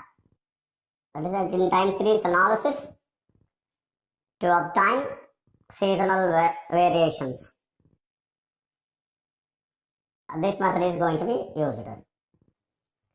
See, what is the method? Directly if you come to the methodology, in the first step, we obtain centered 12-month moving averages, or that is for monthly data, or quartered moving averages, that is for quarterly data. These moving averages completely eliminate seasonal variations. It also contains trend and cyclic variations. So this is what the starting procedure. At first we have to calculate season wise, that is monthly or quarterly. Centered moving averages you have to calculate. That is the first one. And then thereafter you have to calculate, express the original data as a percentage of centered moving averages. Whatever the original data is given to us, and for which you have to consider, and then based on that is depending on the centered moving averages, you have to calculate as a percentage. That is original data divided by centered moving averages into 100, you will get the percentages. And for which there will not be the first 6 months percentages, and similarly last 6 months average percentages. For monthly data and quarterly data, first 2 quarters and last 2 quarters, these percentages will not be available, will not be obtained. And these percentages represent the seasonal and irregular variations, right? And if you consider, thirdly, find the averages of these percentages for all seasons, that is either monthly or quarterly, for all quarters, for all months. You have to obtain average of these percentages by using arithmetic mean or median. And these averages are called seasonal index numbers. Actually, this is what the procedure. But thereafter, after calculating the seasonal index numbers, and we have to adjust the seasonal index number. And these seasonal index numbers eliminate irregular variations. Now, you have to finally adjust the seasonal index numbers to a total of 1200 for monthly data, a total of 400 for quarterly data. And for this you have to use the correction factor, and you have to multiply with correction factor K. K is equal to 1200 by total of indices for monthly data, and K is equal to 400 by total of indices for quarterly data. If you multiply this with the seasonal index numbers obtained in step 3 multiplied by K, you will get the adjusted seasonal index numbers. And now you see in a particular problem how it is going to be calculated. You see, this is what the problem question is given. Determine seasonal index numbers, and for this particular data by using ratio to moving average method, this is what the yearly, quarterly data is given. For the quarter is going to be considered as season. The sales in thousands of rupees are given here for 1, 2, 3, 4 quarters in all years. 4 years here, 4 quarters here. And if you consider this, now how it is going to be calculated? You see, this is what a detailed explanation of this particular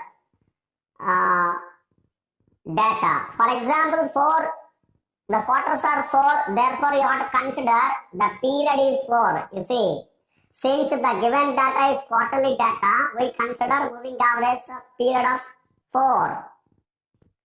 The 4 is the period of moving average we consider to calculate moving averages. So first of all, we calculate the quarterly moving averages, and then which are going to be expressed as the last column ratio to moving averages. So there ends the calculation of ratio to moving averages, and thereafter we have to calculate the seasonal index number. First of all, you see here year and quarter. We are arranging the data year wise and quarter wise. 1994, first, second, third, fourth quarters, like that. The data sales. Similarly, 95, 4 quarters data. 96, similarly, 96, 97, we arrange the data year wise and quarter wise. Year wise and quarter wise, the data is going to be arranged. That is sales for 4 quarters. 97, sales for 4 quarters. Like that. Now what you have to do? You see here, observe clearly the sales here. Now you have to calculate 4 quarter moving totals. Next column.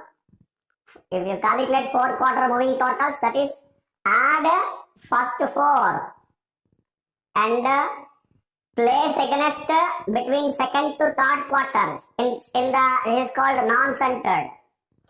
non-centered. And similarly, leave the first one and add next 4. Leave the first one. Leave this. And take second to fifth. That is 4. Again for 4 quarters. Another 4 quarters. Next 4 quarters. And place it against then third and fourth quarter of the previous year. Of the year 1994. Right? And place it against the next 2, in between the next 2, which are also non-centered. Similarly, continue it by leaving the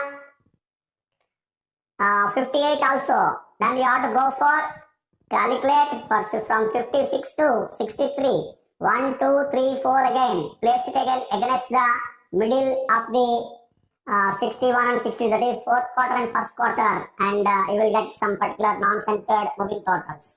And then sum of 4 quarter moving totals. which means we are adding these two, 240 and 243. And now we are placing against between center. Center means now it is going to be centered totals. Third against third quarter.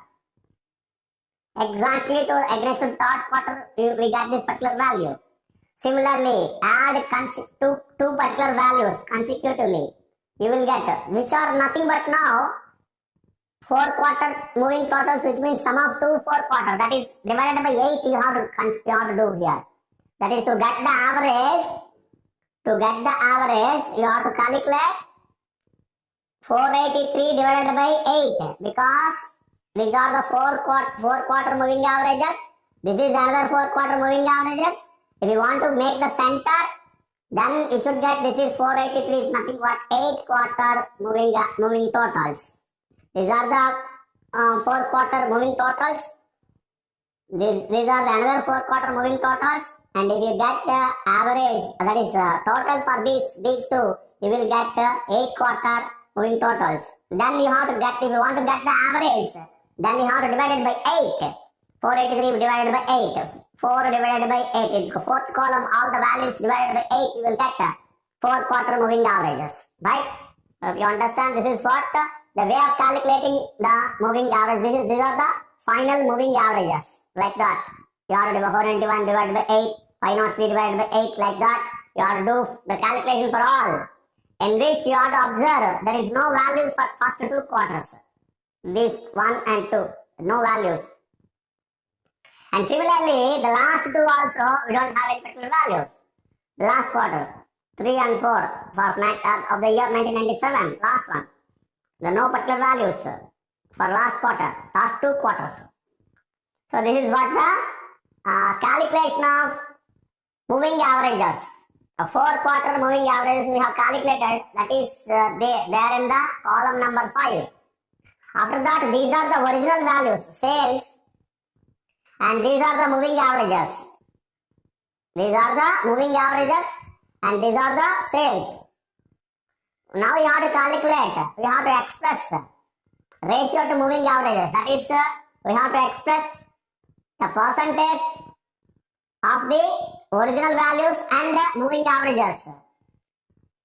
For these two, you have to express the percentage. That is 56 divided by 60.338 into 100.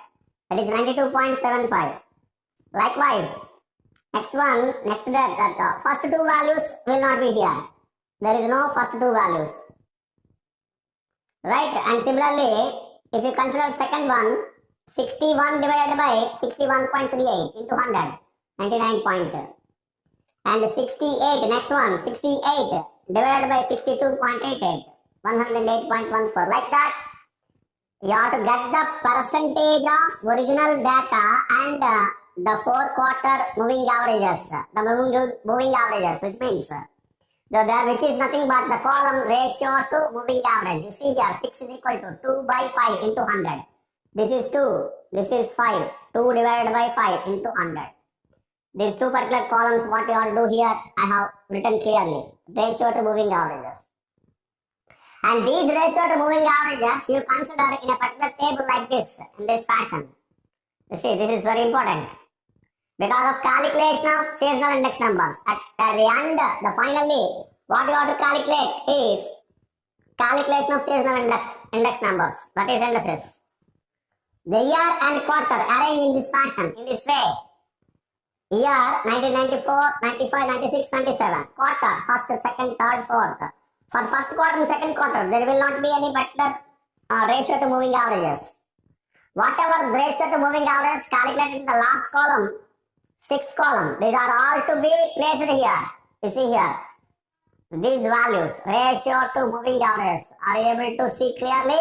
Right, these are the column, that is the last column, ratio to moving averages, which are to be represented here now, in this way, in this tabular form. Right, is it clear? Right, so 1, 2, the quarters, the data will not be here, and similarly, last 2 quarters data will not be there. The ratio to moving averages will not be there, will not be presented. So, therefore, now you see what you have to calculate. First of all, in which you have to calculate totals first. After arranging this, for all the quarters and years, you have to get the first of all totals. That is, you see three numbers here, three indices here. You get the total.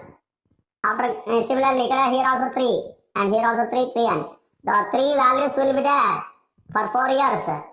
And so that you have to add for all respectively for quarters against the quarter. Remember, we want to calculate seasonal index numbers.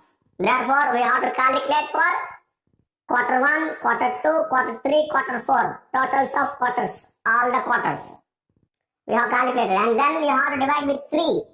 Divided by 3, you will get seasonal index numbers. The averages are nothing but seasonal index numbers. So these are represented here so that you can easily identify. So this is what the next calculation. Averages, seasonal index numbers, which means divided by 3. These are all the seasonal index numbers for quarter 1, quarter 2, quarter 3, quarter 4. For 4 quarters, these are the values. These are the seasonal index numbers finally. But even then, now we have to get the adjusted seasonal index numbers, for which you have to calculate K. K is equal to formula 400 by total of indices. That is, you have to get the total of all these indexes. That is 108 plus 97 plus 95 plus 98. That's all the values. And 400 divided by which the total of these values are 400.09. So the K is 0.9998. Then we have to adjust these seasonal index numbers by multiplying with K. That is 108.85 multiplied by 0.9998. That is K. You will get this adjusted seasonal index number. Similarly, 97.91 divided by multiplied by 0.9998. You will get this. Similarly, 95.16 multiplied by K. 98.17 multiplied by K. You will get these values. These are the final answer. Adjusted seasonal indices in the method of ratio to moving average. And you see in this, if you observe, for example, sales. Of course, sales is given in this particular problem. The sales of the first quarter will be more in this first season. That is, first quarter will be always more. So therefore, they have to concentrate that particular business man, business person. They have to concentrate on the first quarter more rather than second, third, and fourth quarters. Their business will be more in the sales will be more in this particular season. That is what the conclusion from this the seasonal indices. That is from the seasonal index numbers.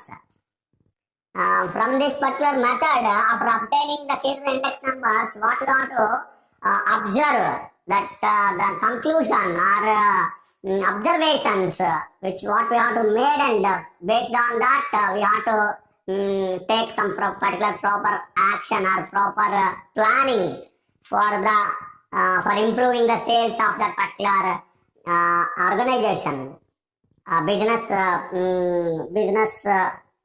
persons. They have to concentrate on this particular month or season, first quarter, not month, quarter, first quarter. Hope you understand. Thank you so much. Welcome to BSc Statistics students. In this class, I explain ratio to trend method. This is one of the method to obtain seasonal variations. That is short-term fluctuations in the time series data. You see, what is the method? First of all, we have to fit a suitable mathematical curve, a straight line or a parabola, exponential curve, etc. by the method of least squares for annual data. The data will be given seasonally, quarterly or monthly. Then what you have to do is, you have to sum up. For example, monthly data, you have to sum up to the yearly data. Quarterly data, for example, quarterly data, you have to sum up for calculate total for years, yearly data, and obtain the trend values. You have to obtain that, and then by using the procedure of the straight line or a parabola, whichever it is. We have to obtain the trend values. Secondly, obtain trend values for each season. Now you have to obtain trend values for each season. That is either monthly or quarterly, respective to the by taking the respective years. So and then we have to express the original data as a percentage of trend values.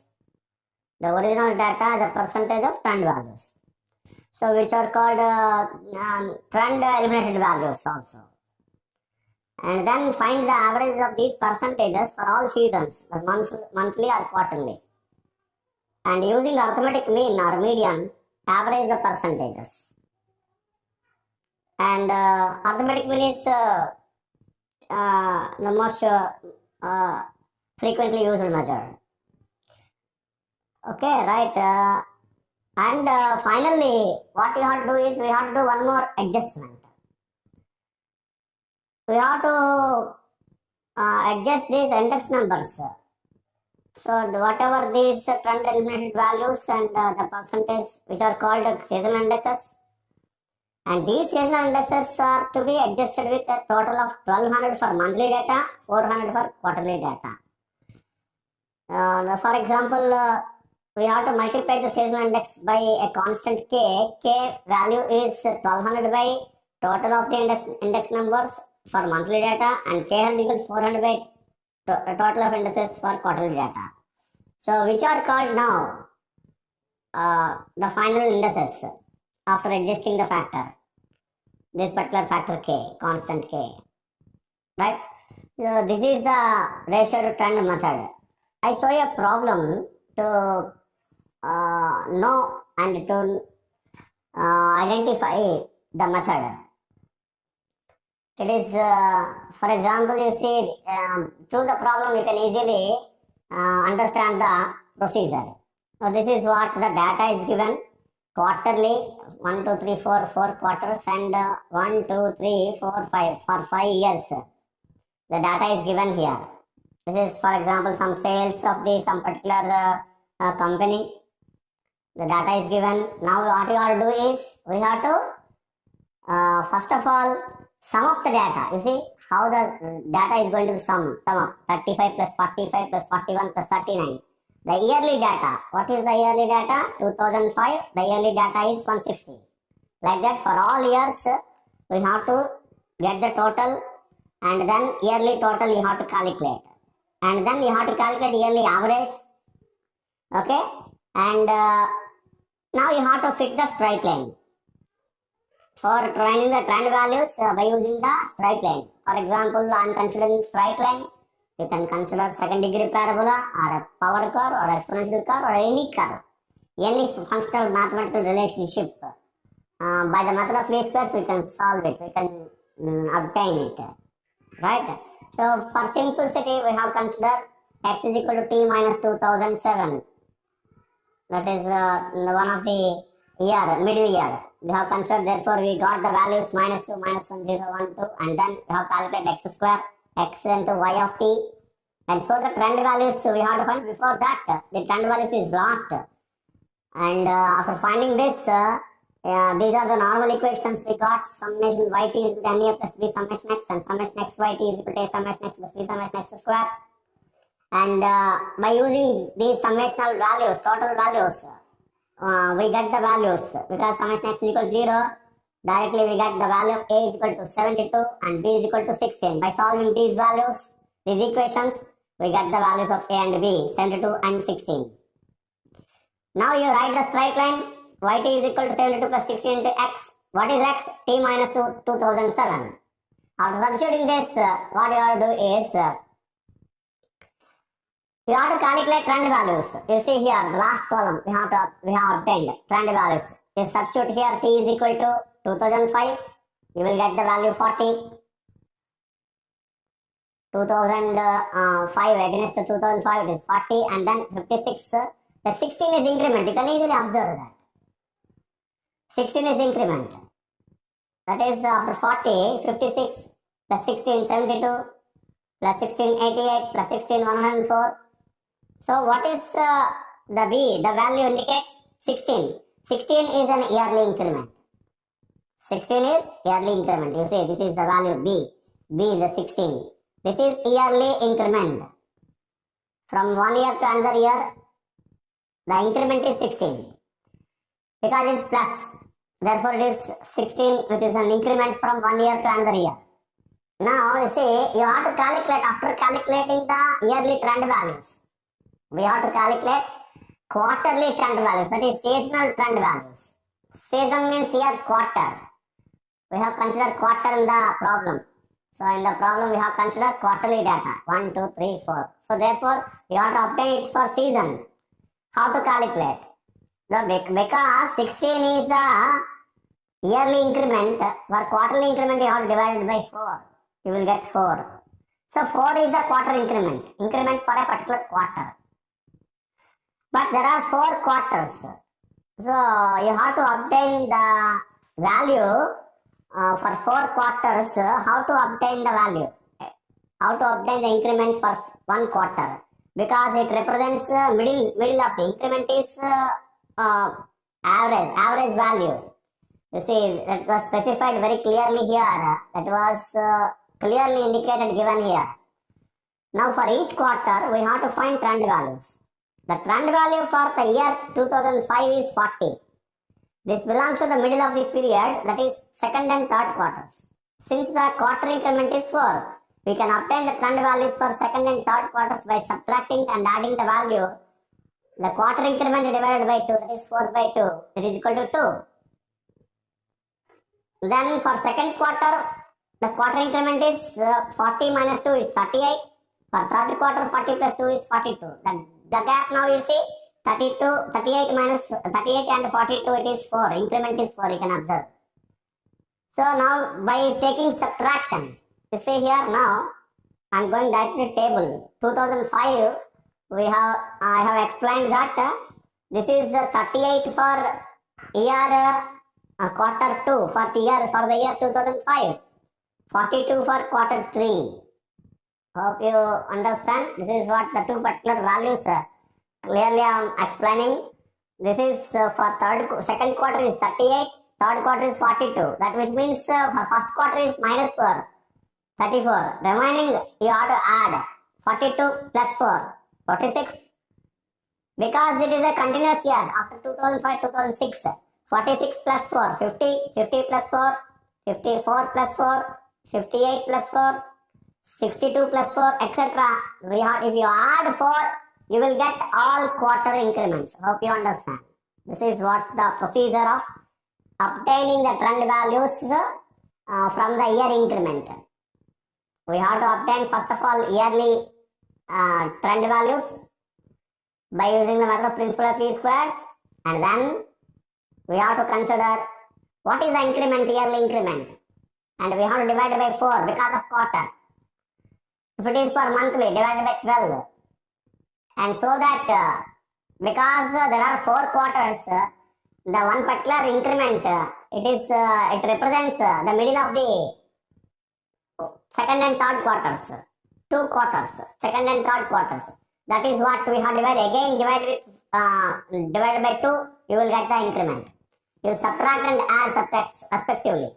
Like this. 40 minus 2, 38 for second quarter, 40 plus 2, 42 third quarter. What is this 40? The 40 is the trend value of the year. That is, you have to keep in our mind. The trend value of the year, 2005. That is what we have distributed, and so that the trend values are going to be calculated. Now remaining procedure is simple. What you have to consider given values as a percentage of trend values. So given values as a percentage trend values, which are trend values are here, given values are which are nothing but which are in the problem. In the problem, what are the given values you observe, and you have to calculate as a percentage of trend values, which means and 35 divided by the given value of the first quarter. I am showing the first quarter is 35 of 2005, and We have calculated trend values. This is 34 for the first quarter of 2005. 35 by 34 into 100, you will get 102.9. That is called given values as a percentage of trend values. Like that, you have to calculate for all the values. You will get these values. These are called given values as a percentage trend values, which are called trend eliminated values. We are eliminating the trend. That is very, very important. After that, you get the total, yearly total. Get the total for a quarter. For this particular quarter, what is the total? Second quarter total. Like that for all seasons, monthly or quarterly, you have to get the total. And then, which are calculated as an average, arithmetic mean. That is 1, 2, 3, 4, 5. 5 years we have. For quarter wise, you have to calculate divided by 5, you will get this value. Similarly, you have to calculate for average for all that. Now, these are actually seasonal index. Okay. But for which you have to calculate adjustment factor. Adjustment factor is K is equal to 400 divided by total of indices. That is, you have to get the total for these, and which is nothing but 409.42. Therefore, you have to get the value of K, that is K is equal to 400 by 409.42, which is 0.977. That is 97% the seasonal indexes are adjusted. Sir, okay. But this is what the factor to get the adjustment.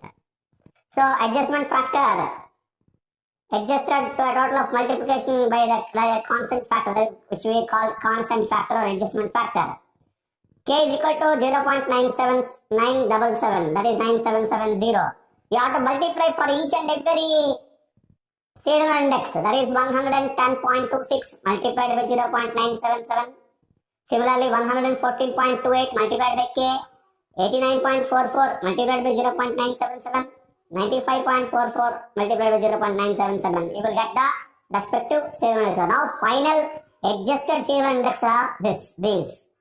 107.7, 111.7, 87.4, 93.2, which means they have to concentrate. For example, this is some particular regarding some sales of a particular business person. Then in this quarter, the business is more. They have to concentrate on second quarter of every year, and they have to also concentrate secondly on the first quarter. These two are which in these two particular season, the improvement of the sales is going to be observed.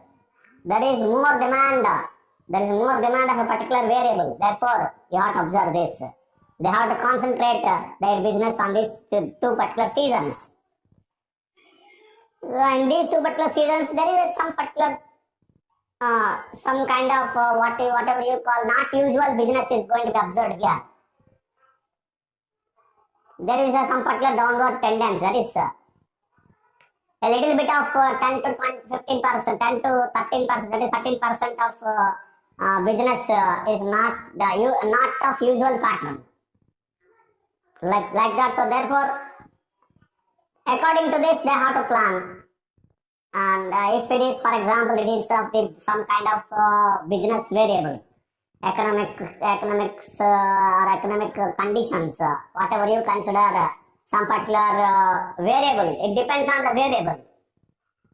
So this is what I can explain, and how much concentration is to be paid on a particular season. And that's what we can explain by using this particular ratio to trend method, and so that we can identify the seasonal indexes, and so that season wise how a particular economic variable it is going to be changed, and what effort is going to be made on that particular season, that is going to be seriously thought. Thank you very much. Welcome to BSc Statistics students. In this class I explain link relative method. This is also one such method to obtain seasonal variations in a time series data. This was time series. In the time series analysis, to obtain seasonal variations, we have discussed various methods. ratio to trend method, ratio to moving averages, etc. Now link relative method. This is one such method to obtain the seasonal variations. Quickly look at the procedure. First of all, convert the given data into link relatives by expressing the value of one season or 1 month or a quarter as a percentage of value of preceding season. Denote a link relative by LR. The LR of the current season is nothing but current season figure divided by previous season figure into 100. 1 to 100. That is what first we have to find out LR, link relative of current of a very particular season. You see, now average the link relative for each season by using either arithmetic mean or median. You have to calculate averages.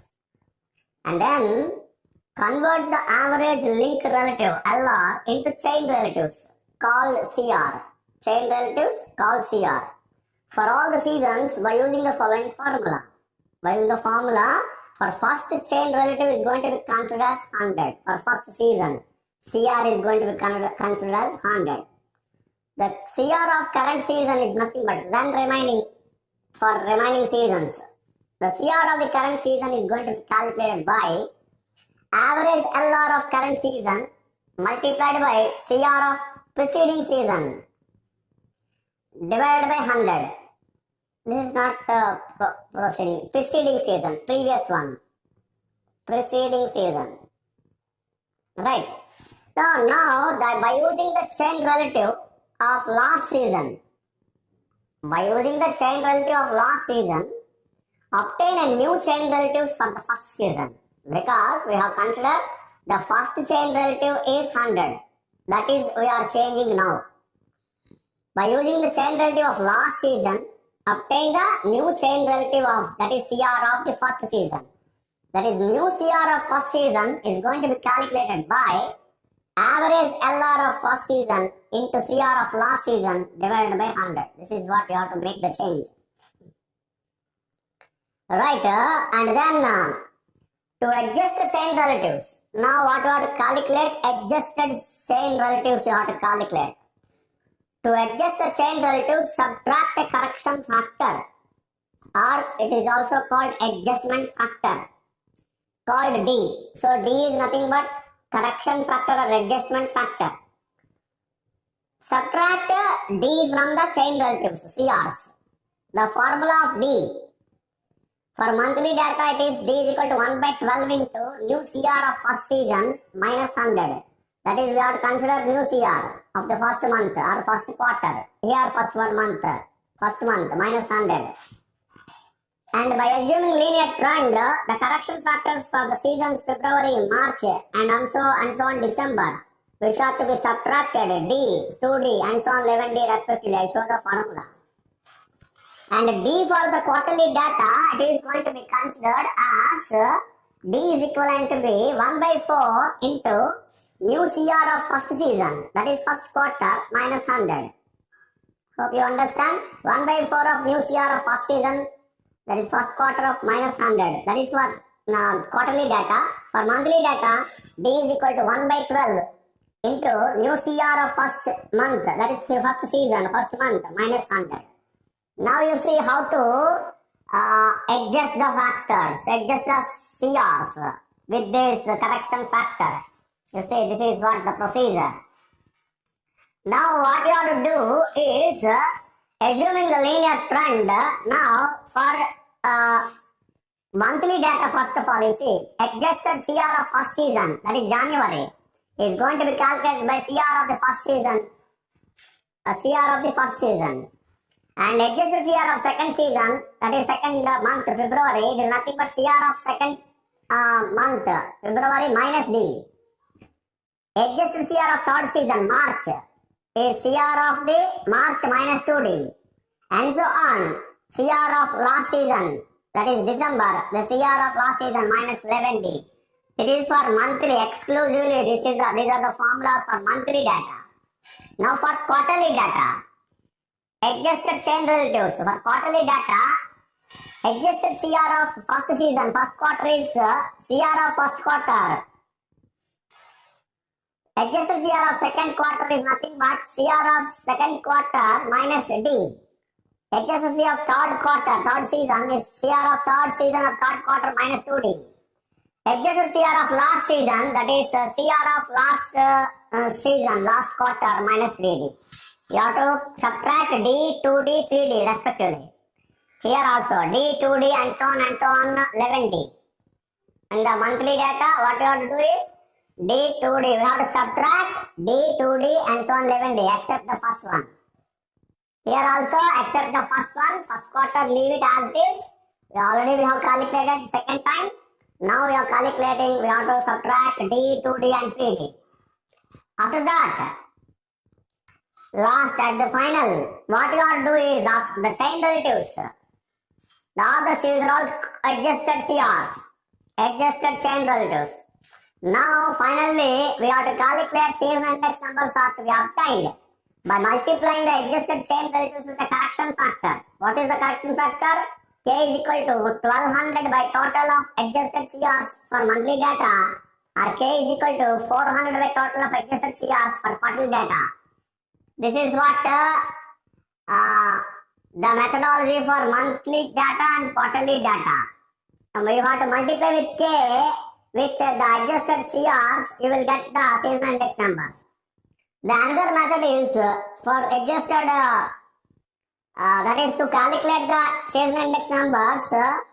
What you have to calculate is adjusted chain relatives divided by that is average divided by average multiplied by 100. Adjusted chain relative divided by average of the adjusted CRs multiplied by 100. That is another formula which can be applied.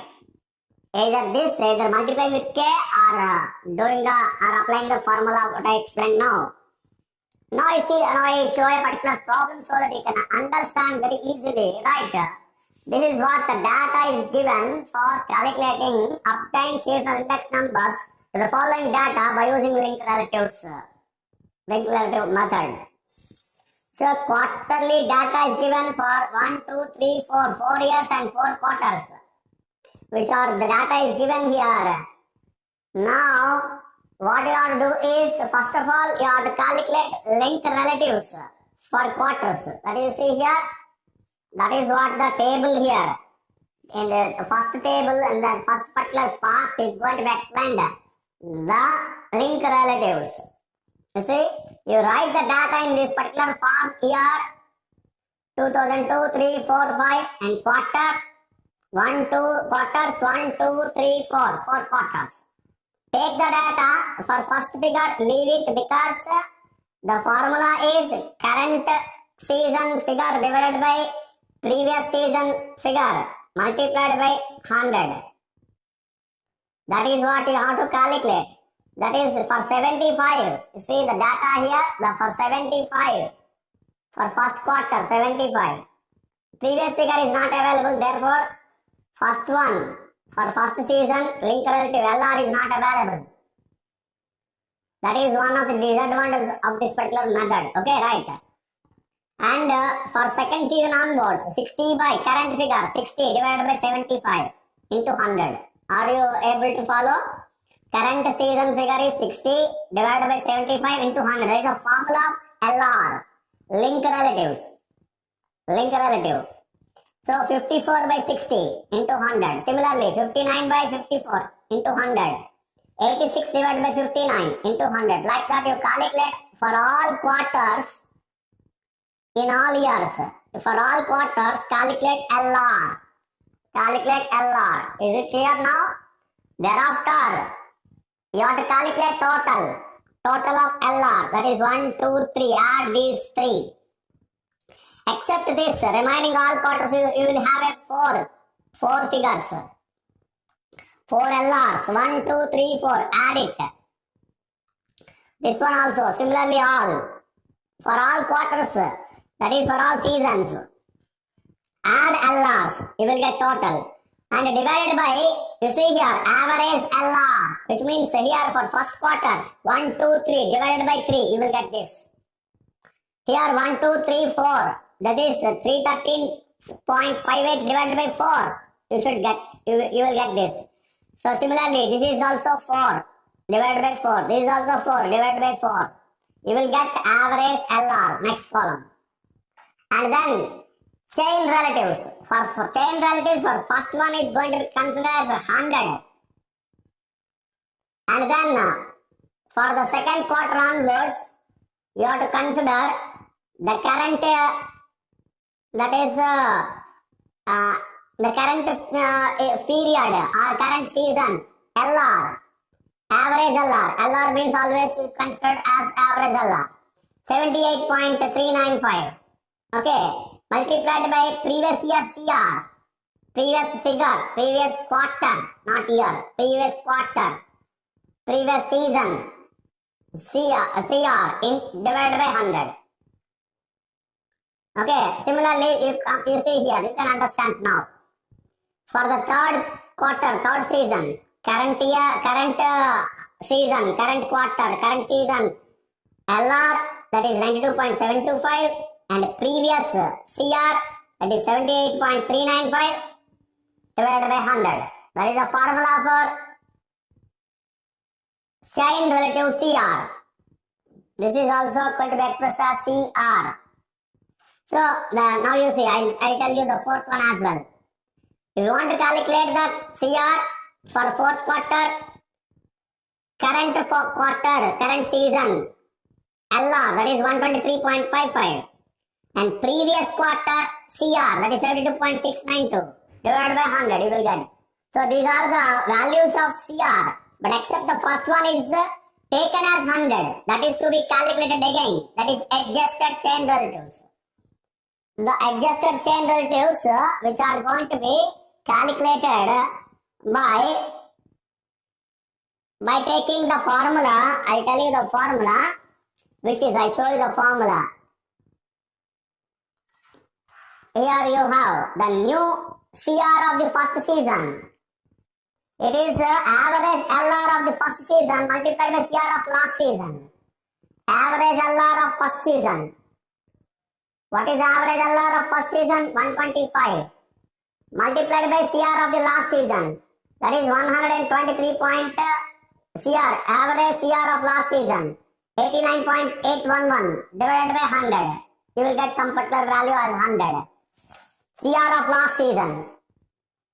CR of last season is 80.409. These are multiplied by, divided by 100, you will get, this is the adjusted chain relatives. And now, remaining values are going to be calculated by minus D, minus 2D, minus 3D. Except this, remaining all are to be adjusted with minus D, minus 2D, minus 3D. What is D? I show you the calculation of D. D is going to be calculated by, D is equal to 1 by 4 into new CR of first quarter, that is 112.536 minus 100. You see, this is 112. This is not 100. 112 point, I write here, 112.536. This is adjusted one, not 100. Okay. This is what? It is nothing but it's going to be calculated by current, that is average CLR of the first quarter, that is 125. This one, adjusted CR of the first quarter or first season is nothing but you have to consider LR of the current season, that is first season, that is 125 multiplied by LR of the last CR of the last season, LR of the first season multiplied by CR of the last season. CR of the last season is 89.811. That is, you have to multiply these two and divided by 100, you will get 112. And this is going to be used in the calculation of D. What is D again? I show you again the new adjusted factor. That is now the adjustment factor. Adjustment factor is D is equal to 1 by 4 into new CR of the first quarter. Is it visible? Yeah, just I wait. Yeah. Adjustment factor, now we calculate D is equal to 1 by 4 of new CR of first quarter minus 100. What is new CR of first quarter? It was calculated as 112.536. And minus 100. You see, that is minus 100 divided by, that is 1 by 4. Which means 1 by 4 into 112.536 minus 100 divided by 4. This is what you have to calculate D. D is equal to 3.134. Now, except for first quarter, for remaining all the quarters, you have to subtract D, 2D, 3D. For second quarter, D. For third quarter, you have to subtract 2D. For fourth quarter, you have to subtract 3D. The first quarter is this. Already we have calculated 112.536, this one, for first quarter, adjusted CR. So, like this, we have to calculate adjusted CR. So, these are the values we have calculated. Again, I am showing in the table that there is first one. Already we have calculated adjusted CR for first quarter. And then for second quarter onwards, 78.395 minus D, 3.134. And 72.692 minus 2D, 2 into 3.134. And for fourth quarter, 89.811 minus 3 into D, 3D, 3 into 3.134. We will get respective values are nothing but adjusted CRs, adjusted chain relatives. And now we have to calculate at the end, the last column, seasonal index numbers. These are the seasonal index numbers. How to calculate? For which you have to calculate, we have to calculate average for all the adjusted chain relatives. That is, adjusted chain relatives. We have to calculate average. After calculating the average, there is a plus and divided by 4. This is not 100, this is 112.536. You have to add all adjusted CRs. You see here, I show you the values. This is 1, 2, 3, 4. All these adjusted CRs you have to add and divide by 4, you will get the average. So, average of adjusted CR is nothing but 80.523. All the values add all the values divided by 4, you will get the average. 80.523. And then the seasonal index numbers is going to be calculated by, that is, I am using another formula. Adjusted chain relatives divided by 80.523, that is average. Average of adjusted CRs. This is nothing but average of adjusted CR. Average of adjusted CR. Adjusted CRs is nothing but 80.523 multiplied by 100. We will get the seasonal index number. That is, I show you again in the table. These are all the values in the table for first quarter. Do you see here? This is the result of the first quarter. The first quarter, the last column, you see the last column, this is going to be calculated by adjusted CR. That is 112.536 divided by 80.523. That is the average. Multiplied by 100, you will get this. Similarly, adjusted CR of second quarter, 75.261 divided by average, it is 80.523 divided by into 100. You will get this. Third quarter, 66.424, that is adjusted CR of third quarter divided by average adjusted CR, that is 80.523 into 100. Similarly, last one. So these are the final values of seasonal index numbers. The seasonal index numbers for first 4 quarters are 1, 2, 3, 4, in which the sales is good in the first quarter, okay?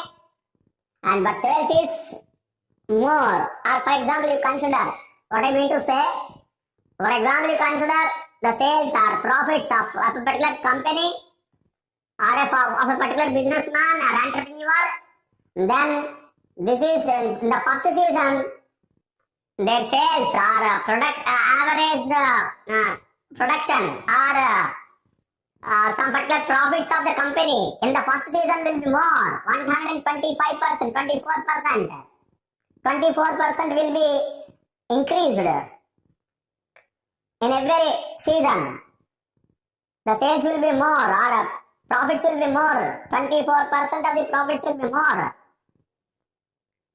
in a very particular first season. That is what they have to concentrate on this particular season. In the first season, they have to concentrate more rather than remaining quarters. That is what the conclusion from this particular method of calculating the seasonal index numbers. So therefore, this is a linked relative method of calculating seasonal index numbers. Thank you so much. Welcome to BSc Statistics students. In this class, I explain some of the growth curves. In this class, particularly I explain fitting of modified exponential curve in the method of 3 selected points. There are 2 methods for explaining the fitting of modified exponential curve in general. One is method of 3 selected points. Second one is method of partial sums. Now I explain method of 3 selected points. What is modified exponential curve first of all? The modified exponential curve is yt is equal to a plus b into c power t. This is what modified exponential curve. So let us consider this equation 1. For any time series data, the modified exponential curve if you consider, this is what the modified exponential curve, right? Now, what we have to consider for fitting the modified exponential curve in the 3 selected points? Obviously, it specifies 3 selected points. I consider 3 particular values of the time series of the variable yt, which we consider ordinates. So 3 ordinates y1, y2, y3, 3 ordinates I consider at the time periods t1, t2, t3. 3 equidistant time periods. I consider the time periods t1, t2, t3 are equidistant, which means the distance between t1 to t2 is same as distance between t2 to t3. This time period t1 to t2 is same as t2 to t3. The difference between t2 t3 is nothing but t1 and t2. That is t3 minus t2 it is equivalent to be t2 minus t1. The difference between t3 and t2 and t2 and t1 which are same. For example, you consider this is 10 o'clock, this is 11 o'clock and this is 12 o'clock. 10 to 11 and 11 to 12, the difference is same. Similarly, you consider January, February and March, maybe not exactly, every 30 days. 30 days and 30 days and 30 days. So therefore, they are equidistant. It must be equidistant. Right? Like that are 3 normal years, 365 days years. This is 1 normal year, 2nd normal year, 3rd normal year. So therefore, generally, they are equidistant. So like that, you have to consider t3 minus t2, it is equivalent to t2 minus t1. We are considering y1 at the time period t1, y2 at the time period t2, y3 at the time period t3. So this is what the consideration, first consideration. For 3 selected points. We are considering 3 selected points. Now, what is y1? y1 is equal to a plus b into c power t1, comma y2 is equal to a plus b into c power t2, and y3 is equal to a plus b into c power t3. So at the time period t1, this is y1. At the time period t2, y2. At the time period t3, y3. So these are the modified exponential curves at the time periods respectively t1, t2, t3. y1, y2, y3. Right? For this I am considering another equation 2.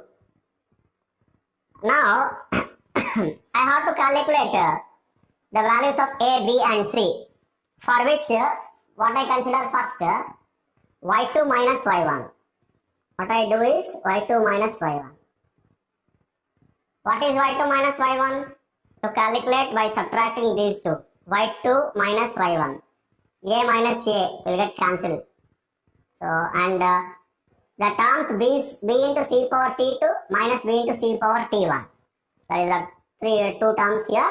B into c power t2 minus b into c power t1.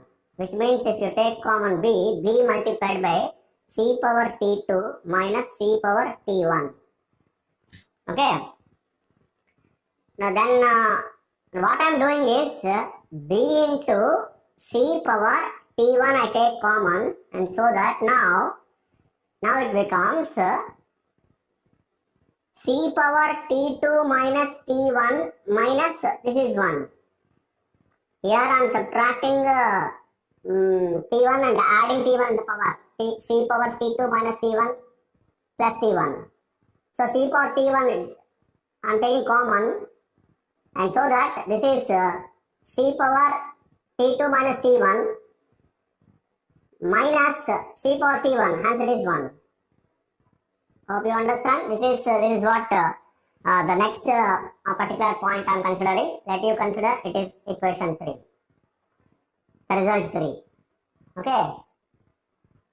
That is what result 3. Now, if we calculate similarly y3 minus y2, I am calculating y2 minus y1, I have calculated already, and this is the value, and y3 minus y2, y3 minus y2, that is we are subtracting these two, y3 minus y2.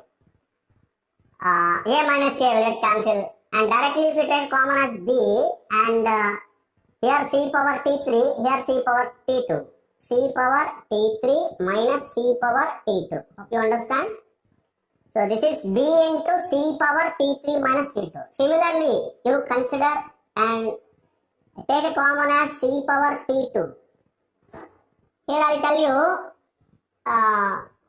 if you consider c power t2 is common, then c power t3 minus t2, so minus t2 plus t2 will get cancelled, minus c power t2 we have taken common, hence it is 1. So let you consider it's 4. So this is 3, this is 4. Two results we have obtained. y2 minus y1 is this, and y3 minus y2 is this. Now what I do is, I divide these two equations. y3 minus y2 divided by, is it visible? Yes. Now I calculate y3 minus y2 divided by y2 minus y1. It is equivalent to b. That's what I do. What is this y3 minus y2? y3 minus y2 is b into c power t2 multiplied by c power t3 minus t2 minus 1 divided by y2 minus y1. It is b into c power t1 multiplied by c power t2 minus t1 minus 1.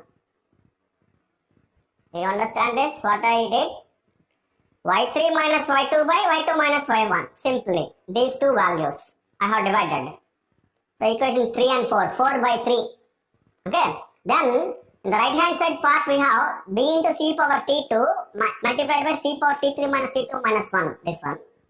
And this is in the denominator b into c power t1 multiplied by c power t2 minus t1 minus 1. If you think about this, you see these two are same. Why? Why? Because we have considered three particular time periods at equidistant. Therefore, T3 minus T2 is equal to T2 minus T1. This is one such result. Therefore, T3 minus T2 and T2 minus T1 which are same. Therefore, this term will get cancelled. This entire term. Since T3 minus T2 is equal to T2 minus T1. Therefore, we have only this particular term. It is equivalent to B into C power. B will get cancelled. I'm sorry. B will get cancelled. Therefore, it is equivalent to B C power T2 minus T1. This is also C power T1. C power. This is also C power. C power T2 minus T1. C power T2, if you take in the numerator, this will be C power minus T1. Therefore, C power T2 minus T1. So, from this we can calculate the value of C. How? Just by taking this is, for example, C power T2 minus T1, that is then C is equal to, then it is nothing but Y3 minus Y2 divided by Y2 minus Y1, the whole power, some x power m. It is equal to this, x is equal to this whole power 1 by m. So therefore it is 1 by T2 minus T1 whole power y3 minus y2. Y3 minus y2 divided by y2 minus y1 whole power 1 by T2 minus T1. So we have obtained C, the value of C. So let you consider this equation 5. So value of C was now obtained. What are the parameters we have considered in the modified exponential curve ABC, in which we have calculated C. Now what we will do is, you remember this value, the value of C is y3 minus y2 divided by y2 minus y1 whole power 1 by T2 minus T1. Now substitute this value in one of the equations. So either 3 or 4. I am substituting in 3. What is 3? Y2 minus y1 is equal to B into C power T1 into this value. C power T2 minus T1 minus 1. In this equation, I am substituting the value of C. That's what I am writing here. Substitute the value of C in equation 3. We get y2 minus y1 is equal to B into C power T1. C is the value y3 minus y2 divided by y2 minus y1 whole power 1 by T2 minus T1, the whole power T1. Whole power T1. B into C power T1. It was finished. B into C power T1 multiplied by C power T2 minus T1 minus 1 multiplied by C power What is C? y3 minus y2 divided by y2 minus y1 whole power 1 by T2 minus T1. This is what C power T2 minus T1, that is T2 minus T1 power T2 minus T1 minus 1. This is what the whole value of the equation y2 minus y1. This is the value of the y2 minus y1 now. Now you simplify. By simplifying this, it is equivalent to B multiplied by 1. This is y3 minus y2 divided by y2 minus y1 the whole power. This is 1 by T2 minus T1 whole power T1. Hence it is x whole power n. M into n. That is this is T1 divided by T2 minus T1. This is and the power of this. In the power of y3 minus y2 by y2 minus y1 multiplied by, you see, and this will be y3 minus y2 by y2 minus y1 whole power 1 by T2 minus T1 whole power T2 minus T1. So these two power will get cancelled. Therefore T2 minus T1. Therefore it is simply y3 minus y2 divided by y2 minus y1 minus 1. That's it. So if you simplify this, it is equivalent to B, then we can calculate B. So it is equivalent to B into y3 minus y2 divided by y2 minus y1 whole power t1 by t2 minus t1. And this is y3 minus y2 minus y2. If you that is if you take an LCM y2 minus y1 minus y2 plus y1 divided by y2 minus y1. Okay, so then therefore it is again if you consider this, it is b multiplied by y3 minus y2 divided by y2 minus y1 the whole power t1 by t2 minus t1 into multiplied by this is y3 minus 2y2 minus y2 2y2 plus y1 divided by y2 minus y1. This is the we have simplified. This is what the value of y2 minus y1. Now you have to calculate b. Remember, we have to calculate b. So with all the terms you have to take left hand side. So that therefore b is equal to finally you take all the terms left hand side, so that what you will get y2 minus y1 into y2 minus y1. You leave this particular term. This is what I am doing. y2 minus y1 into y2 minus y1. It is y2 minus y1 whole square. First one. y2 minus y1 whole square. Divided by this particular term. You are taking left hand side. Therefore, this is y3 minus 2y2 plus y1. This is the one particular term. Multiplied by this one. This is the term. If you take this particular term to the left hand side, then I am changing this value. A by B, I am changing as B by A. That is y2 minus y1 divided by y3 minus y2. y3 minus y2 whole power as it is t1 by t2 minus t1. Do you understand? This is y3 minus y2 divided by y2 minus y1 whole power just t1 by t2 minus t1. This becomes, if you take left hand side, then it is y2 minus y1 by y3 minus y2 whole power t1 by t2 minus t1. So therefore this is the value of b. I am considering another equation 6. This is the value of b. Already we have calculated the value of c. This is the value of c. And this is the value of b. Now we have to calculate the value of a. The value of a. For which I am considering one of the equation in the equation 3. In equation 3, you refer equation 3 is nothing but equation 2, not equation 3. Equation 2. Equation 2 is nothing but the ordinates of y1, y1, y2, y3, ordinates of yt. y1 is equal to a plus b into c power t1. I take this. You can consider any one, but I take this, the first one, so that it will be easy to us. So y1 is equal to a plus b into c power t1, in which I substitute the values of b and c. Okay, by substituting the value of b and c, what you will get? Okay, so that equation I consider, I take y1 is equal to a plus b into c power t1. Do you understand? This is what the value we are considering. One particular ordinate or a value of the by t at t1. It is nothing but y1 is equal to a plus b into c power t1, in which we have to substitute the values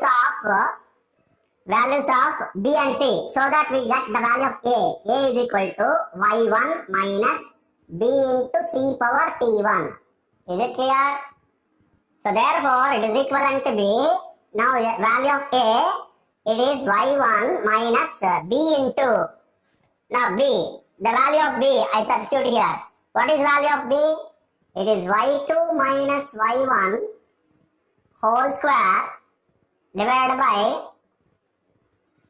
y3 minus 2y2 plus y1 into y2 minus y1 divided by y3 minus y2 whole power t1 by t2 minus t1. This is what the value of B.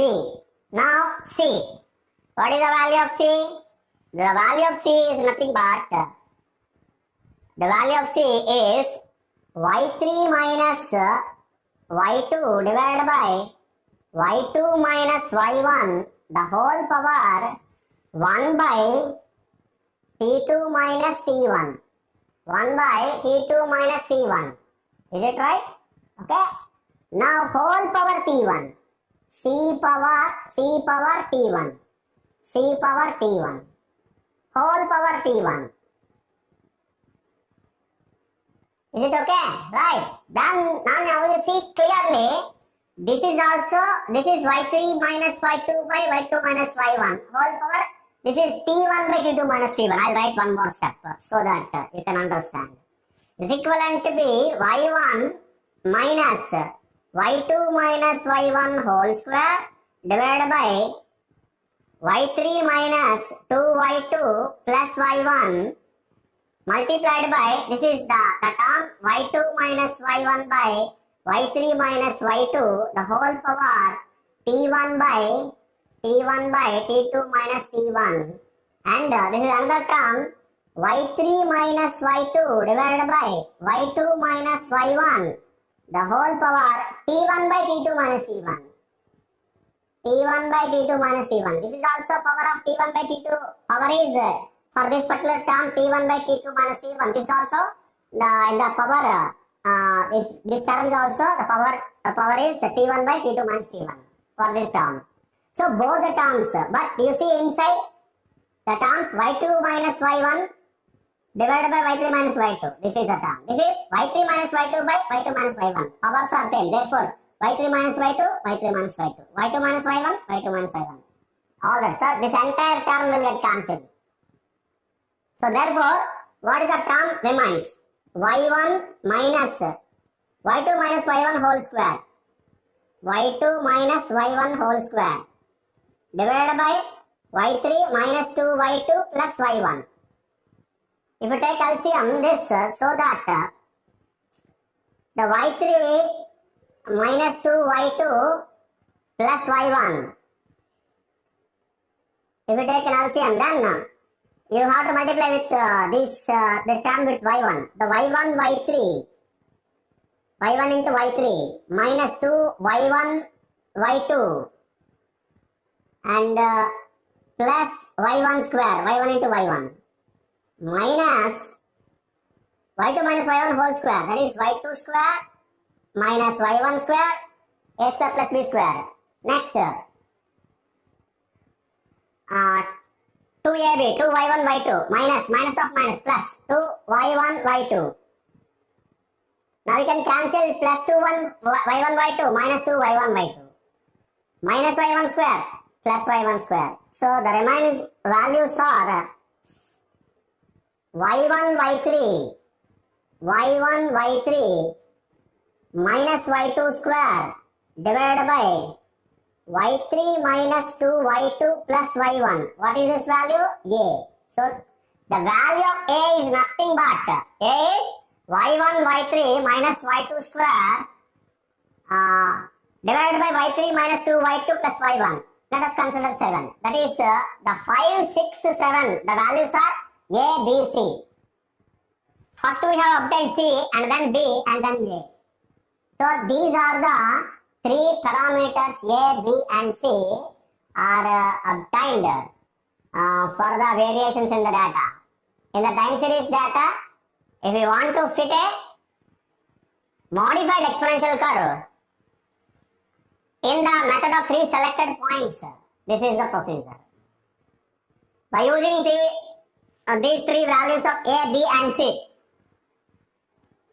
which gives the values, by using these values A, B and C, which can be obtained the modified best fitted modified exponential curve. The modified exponential curve can be obtained the best way of taking the three selected points. We will get the values of by choosing the values of by obtaining the values of A, B and C. Hope you understand. Thank you very much. Welcome to BSc Statistics students. In this class, I explain one of the growth curve, modified exponential curve, fitting of modified exponential curve in the method of partial sums. This is the one more method, second method. We have already discussed the method of three selected points. In this class, I explain in the method of partial sums how the modified exponential curve is going to be fitted. So first of all, I write what is the modified exponential curve. So yt is equal to a plus b into c power t. This is what the modified exponential curve. Okay. So I consider this is equation 1. So what is the method of partial sums? By using the method of partial sums, how can the modified exponential curve is going to be fitted? What we do is we divide the entire time series data into three particular equal parts. Three equal parts corresponding to the values of yt. We have to divide the corresponding to values of the time periods. The values of yt, that is of the time series data, it is going to be divided corresponding to the time periods t into three equal parts. How? For example, first n consecutive values, that is of the values of the yt corresponding to the time periods t is equal to, for example, 1, 2 and so on n. This is first particular part. The second part, t is equal to n plus 1 corresponding to that is values of yt corresponding to the t is equal to n plus 1, n plus 2 and so on to n. This is second part. The third part, t is equal to 2n plus 1, 2n plus 2 and so on 3n. This is the third part. The three particular equal parts. This is one, the second one, the third one. According to these time periods, respective to this particular time period, corresponding to these time periods, the values of yt is going to be considered. This is the values of yt corresponding to these n points, time periods. The yt value of yt is going to be considered as the first part. The second part, corresponding to n plus 1 to 2n time periods, the value of yt, it is going to be considered here. And similarly, 2n plus 1 to 3n time periods, corresponding to 2n plus 1 to 3n time periods, the values of yt is going to be considered in this particular part. So three parts, 1, 2 and 3. Three particular parts, the values of the time series data is divided into three particular parts corresponding to the time intervals, time periods, right? So we consider the partial sums of the time series, the partial sums of the time series, the values of the time series at the three particular parts, let it be S1, S2 and S3. So that is what the modified exponential curve yt, the values of yt is going to be considered. The sum of all yt is S1, sum of all yt S2 in the second time period, and sum of all the values of yt in the yt is going to be considered in the time period, third term period, that is S3, right? So now by considering yt is equal to a plus b into c power t as a modified exponential curve, the S1 becomes, now I am calculating S1. What is S1? S1 is nothing but, first of all, I'll tell you first of all S1. S1 is nothing but summation t is equal to 1 to n yt, that is S1. And S2 is equal to summation t is equal to n plus 1 to 2n yt. What is S3? S3 is equal to summation 2n plus 1 to 3n yt. So these are the three particular values. S1 partial sums, that is partial sum of the S1. S1 is nothing but sum of all the time periods of Yt at the time period t is equal to 1 to n. That is, these are the time periods. T is equal to 1 to n. N plus 1 to 2n, if you do the sum of the values of the Yt, it is nothing but S2. S2 is equal to summation T is equal to n plus 1 to 2n Yt. And S3 is equal to summation 2n plus 1 to 3n Yt. Hope you understand. Now we are calculating the modified exponential curve by using the modified exponential curve S1.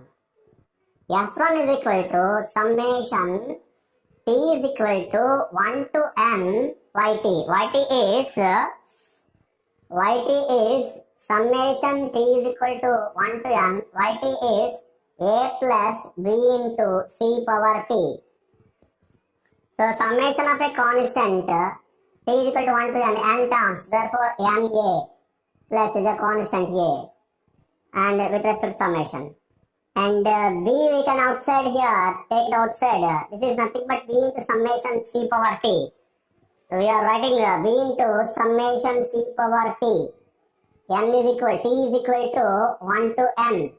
Hence it is na plus b into summation t is equal to 1 to n c power t.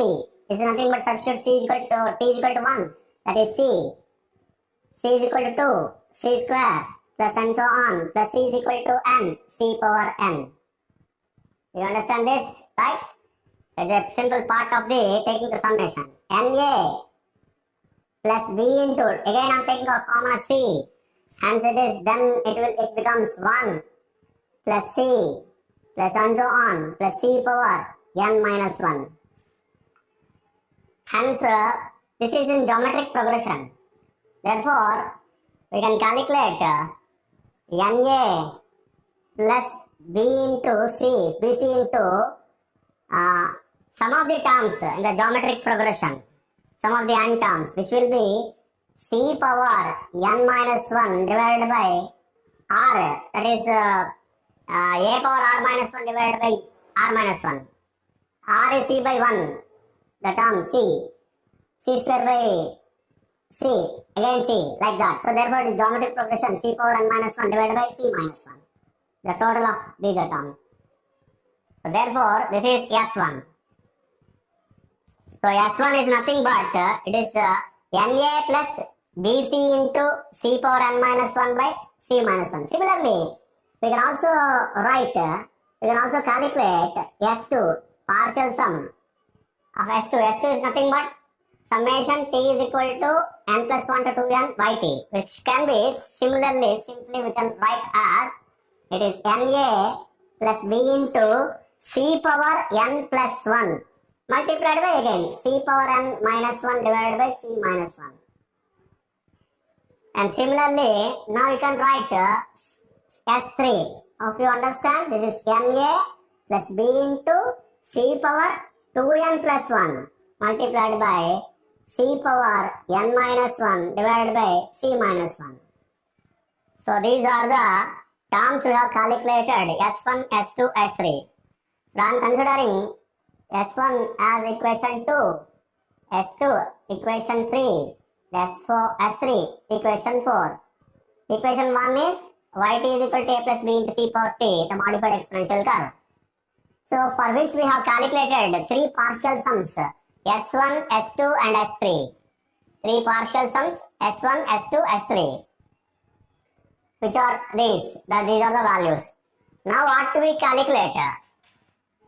We subtract S2 and S1 so that we will get S2 minus S1, and also we subtract S3 and S2 so that we calculate S2 minus S1, S3 minus S2. So first of all, S2 minus S1. We subtract S2 minus S1. So we can easily observe here Na, the term here, Na the term here. Na minus Na becomes 0. And b into c power, b into c. If you take common, bc multiplied by, and also you take a common c power n minus 1 divided by c minus 1. multiplied by, here we have c power n, multiplied by, and if you take common, then here we have a c power n, because we have taken common as b, c power 1, that is c power n minus 1 by c minus 1. Then you have only c power n here. Here it is 1, minus 1. So therefore, this is the term, this equivalent to be bc into c power n minus 1, c power n minus 1. So c power n minus 1 whole square divided by c minus 1. You understand? This is what? S2 minus S1. S2 minus S1. bc into c power n minus 1 whole square divided by c minus 1. Let us consider this is one more equation. Let it be 5. One more result. One more equation. And now, subtracting S3 and S2, what you will get? That is from the 3 and 4. From 3 and 4, subtracting 4 and 3, 4 minus 3, what you will get? That results. S3 minus S2. That is what we are calculating. S3 minus S2. Again, if you refer here, NA minus NA, these two terms will get cancelled. And now the term which is common here, BC into B into C power n plus 1, here 2n plus 1. Therefore, we can take n plus 1 as a common. And then C power n minus 1 by C minus 1, this is also a common. So, B into C power n plus 1 multiplied by c power n minus 1 divided by c minus 1 multiplied by c power n minus 1 by c minus 1. If it is common, then in this particular term, that is in the second term, the first term S3, in equation 4, you will have, if you take common b into c power n plus 1 divided by c power n minus 1 by c minus 1. Then here, c power n. We have taken already one particular n common. So therefore c power n. And here the term 1. Only 1 because we have taken entire term as a common. So therefore c power n minus 1. Do you understand this? So what you will have the term only here c power n, here minus 1. So therefore c power n minus 1, c power n minus 1. It becomes whole square. Therefore it is nothing but now b into c power n plus 1 into c power n minus 1 the whole square divided by c minus 1. So what is this? S3 minus S2. Let you consider it is another result, another equation 6. Do you understand this? This is what? S3 minus S2 b into c power n plus 1 multiplied by c power n minus 1 whole square divided by c minus 1. Now we have calculated S2 minus S1. We have also calculated S3 minus S2. Now we divide these two, that is 6 and 5. We divide these two equations. What you will get? S3 minus S2 by S2 minus S1. So here c power n plus 1, here c. So c will get cancelled, c power n will be there. B will get cancelled. C power n minus 1 whole square by c power c minus 1. Here also, here also. So these two terms will get cancelled. Only the term is c power n. Therefore, by dividing these two equations, what are the equations? Equations 6 and 5. Equations 5 and 6, if you divide, these are two equations. Then you will get S3 minus S2 divided by S2 minus S1 is equal to c power n. Simply we got this value. Therefore, which implies what you have to calculate? C. C is equal to S3 minus S2 divided by S2 minus S1, the whole power 1 by n. Whole power 1 by n. So this is the value of C we have obtained. And now we have two particular values. I am considering this is another equation 7, this is another equation 8. 8 is the value of C, 7 is the value of c power n. I am not going to substitute all the values. So as if the c value, whenever we have a c power n, I substitute c power n only. That is the reason why I have considered two equations here. Now I substitute only c power n to calculate b. Now you say, I tell you how to calculate the b. So this is this value of c power n. If you substitute in s2 minus s1 equation, I write the value of equation which is there in equation 5. So therefore I am considering s2 minus s1 is nothing but s2 minus s1 is equal to bc into c power n minus 1 whole square divided by c minus 1. This is what the equation. In this equation, I am substituting only the value of c power n. That is, it is equivalent to b. I am keeping as it is the values b and c, and divided by c minus 1 I am taking here, and so that I am substituting c power n. C power n is this s3 minus s2 divided by s2 minus s1. Okay, that is c power n minus 1 whole square. Is it clear? So I have taken only I have considered this is equation 5. I have considered the equation 5 and I have substituted the value of c power n only here. Only c power n value I have substituted here. Remaining values I kept as it is. b into c divided by c minus 1 as it is. Multiplied by c power n, the value is this s3 minus s2 by s2 minus s1 minus 1 whole square. Minus 1 whole square. So this is the value of s2 minus s1. So therefore now it's simplified. bc divided by c minus 1 into this, if you take common, that is LCM as s2 minus s1, then s3 minus s2 plus s1 divided by s2 minus s1 the whole square is equal to, now bc divided by c minus 1 into, this is s3 minus 2s2 minus s2 2s2 plus s1 divided by s2 minus s1 the whole square. This is the value of s2 minus s1. Now what we have to calculate? We have to calculate the value of b. We have to calculate the value of b. So you have to take all the terms to the left hand side so that b is equal to, I am taking c minus 1 and c. Therefore it is c minus 1 by c. c by c minus 1, take to the left hand side, c minus 1 by c multiplied by s2 minus s1 whole square. This is also s2 minus s1.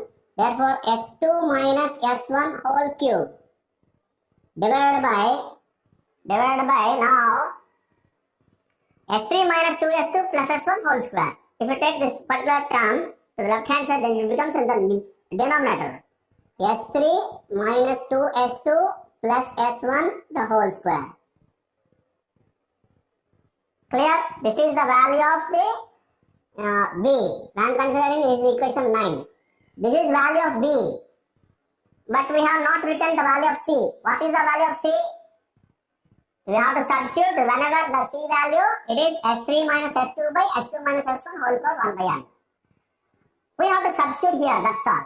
The value whenever you calculate s3 minus s2 by s2 minus s1 whole power 1 by n. You have to substitute in the value of c. Okay? So therefore b is obtained. The b is obtained just by keeping the c here only by substituting c power n. This is the value. C minus 1 by c into s2 minus s1 whole cube divided by s3 minus 2s2 plus s1 whole square. This is the value of b. So now we have obtained b and c. So now we have to obtain the value of a, for which I am considering equation 2.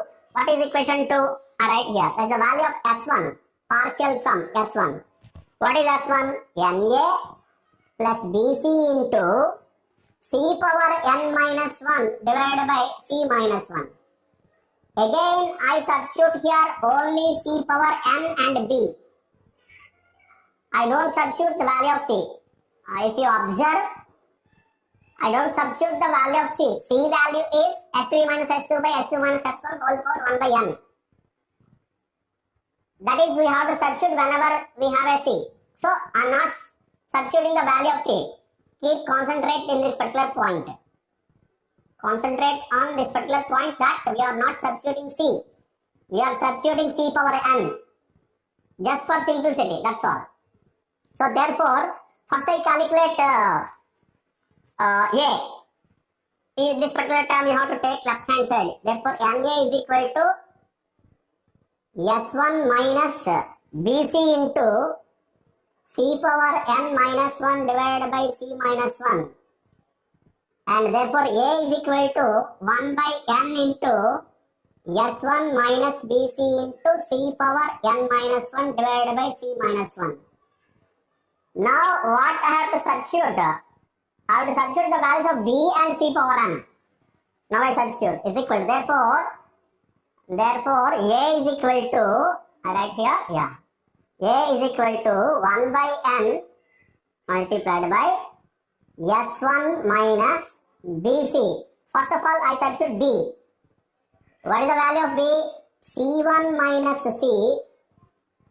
C minus 1 divided by C into S2 minus S1 whole cube divided by S3 minus 2S2 plus S1 whole square.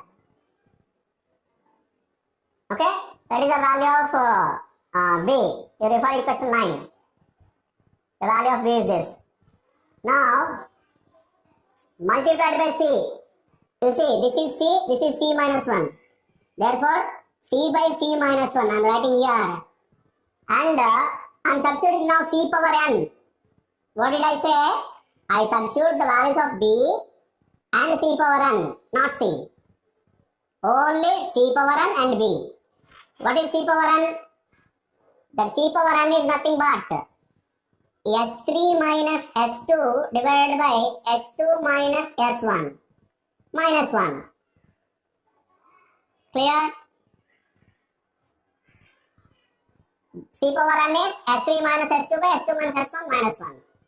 Now you see, C will get cancelled. C minus 1 will get cancelled.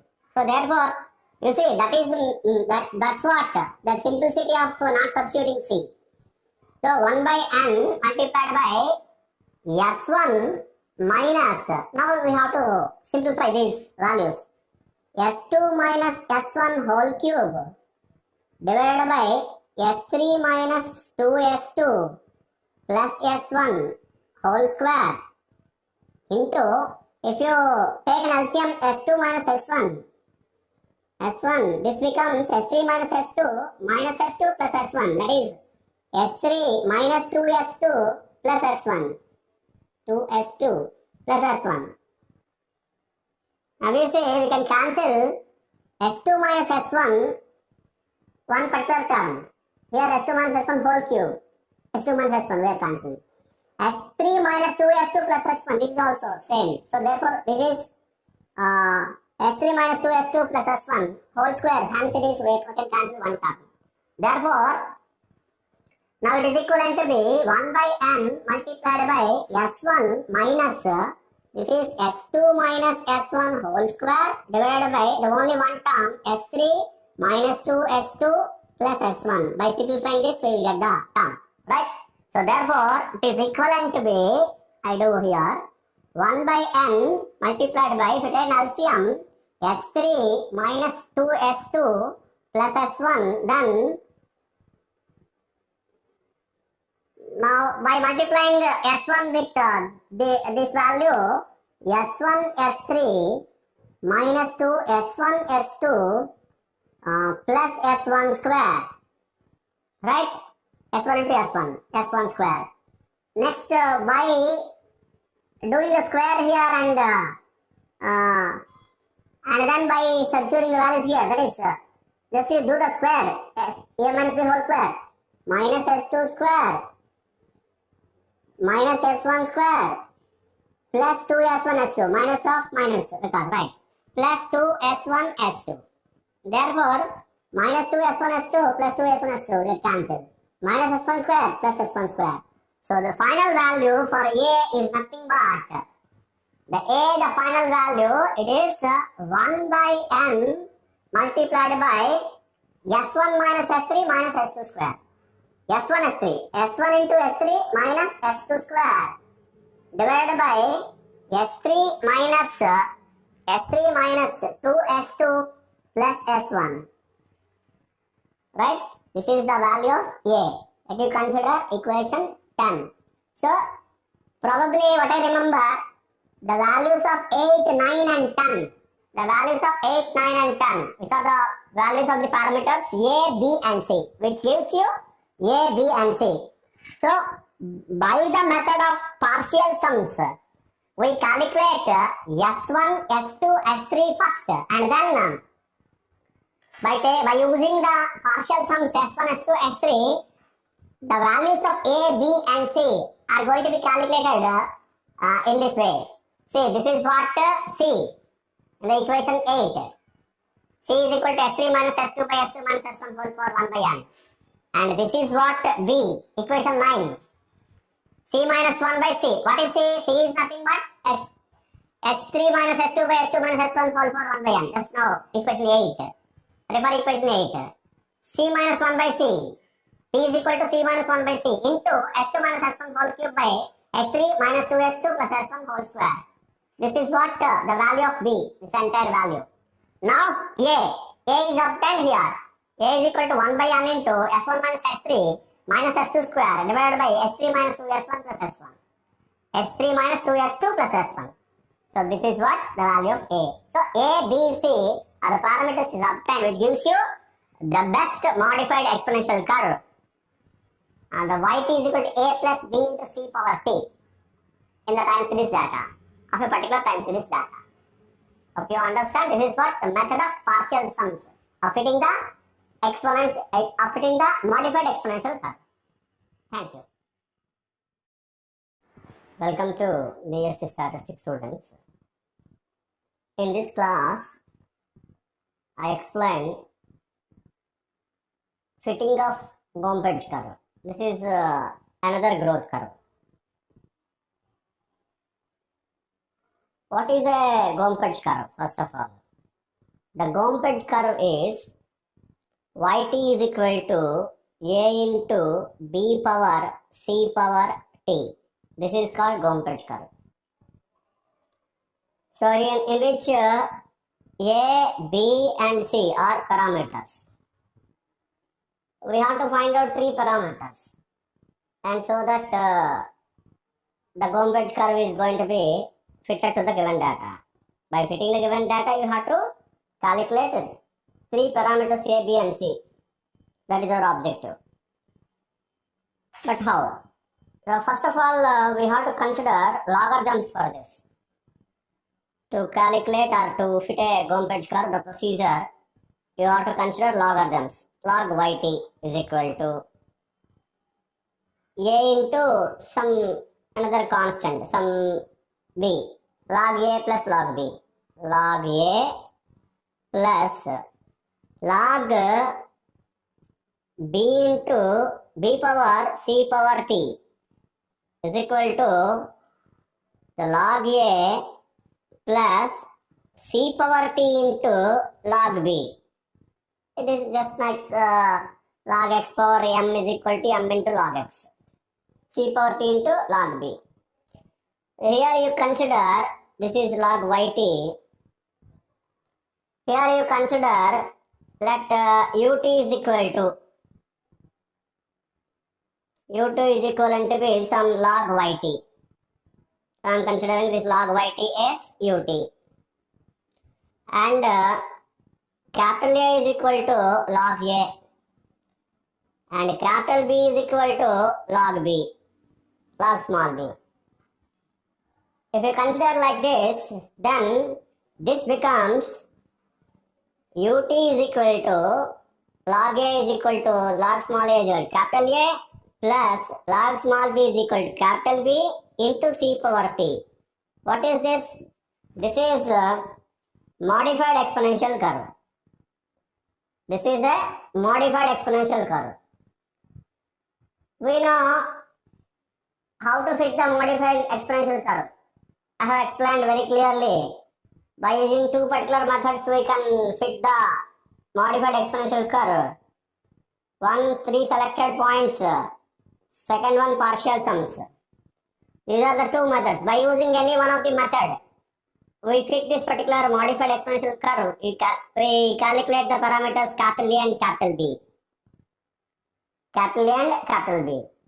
Thereafter, we calculate the small a and small b. As a is equal to, small a is equal to antilog of capital A, and similarly small b is equal to antilog of capital B. We calculate small a and small b like this, and so that the small c is as it is, the same value. The same value we have obtained from the modified exponential curve. So therefore, by using these values A, B and Z, the given Gompertz curve, it is the best fit for the given data. Whatever the obtained Gompertz curve, with these values A, B and C, the parameters, the Gompertz curve is the best fit for the given data. So this is the procedure of calculating Gompertz curve. We have to convert into, by considering logarithms, and we have to convert into a modified exponential curve, and then by the method of solving the modified exponential curve, we have to do the procedure, and then small a and small b should be obtained by taking anti-logarithms, and by using as usual c, the same value of c, with the value of small a, small b, small c, we have to calculate, we can obtain Gompertz curve. That is the best fit of the given data. Thank you very much. Welcome to BSc Statistics program. In this class, I explain the fitting of logistic curve by the method of successive approximation. I have discussed all the methods. 4 methods you have to fit the logistic curve. In this method, I explain method of successive approximation. By the method of successive approximation, how to fit a logistic curve. So first of all, I consider logistic curve. What is logistic curve? It is yt is equivalent to b. Yt is equal to k by 1 plus e power a plus bt. That you consider, it is equation 1. This is what our logistic curve. So if this is the logistic curve, by the method of principle of least squares, if you want to consider the first correction, for example, you have to assume that, let us assume that k, a, b are the values and the parameters which are known approximately, and then by the method of principle of least squares, if you consider the first correction for k, a, b are, which are for example mu, lambda and delta. The first correction for k, a, b are, for k is mu and for a it is lambda, for b it is delta. If you consider, these are the first correction for the parameters k, a, b. Then what is our equation I write? Therefore yt is equivalent to be k plus mu. This is what the correction for k, and 1 plus e power a plus lambda plus b plus delta into t. This is what after first correction, this is what yt, the value of the time series, variable of the time series. Now, what I consider, mu, lambda and delta are the values approximately equal to 0, tending to 0, which are small positive quantities. Small positive quantities. This is what I consider mu, lambda and delta. The small positive quantities. So by if you expand this, that is, I write one more step here. This is what you can write as k plus mu divided by 1 plus e power. What I write a plus bt. That is one expansion on the term. I write plus, which means multiplied by, I write e power lambda plus delta t.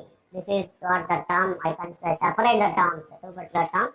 A plus b into t. This is one term, lambda plus delta into t. And the term, because of e power a plus b, that we can write as e power x plus y, you can write e power x is e power y.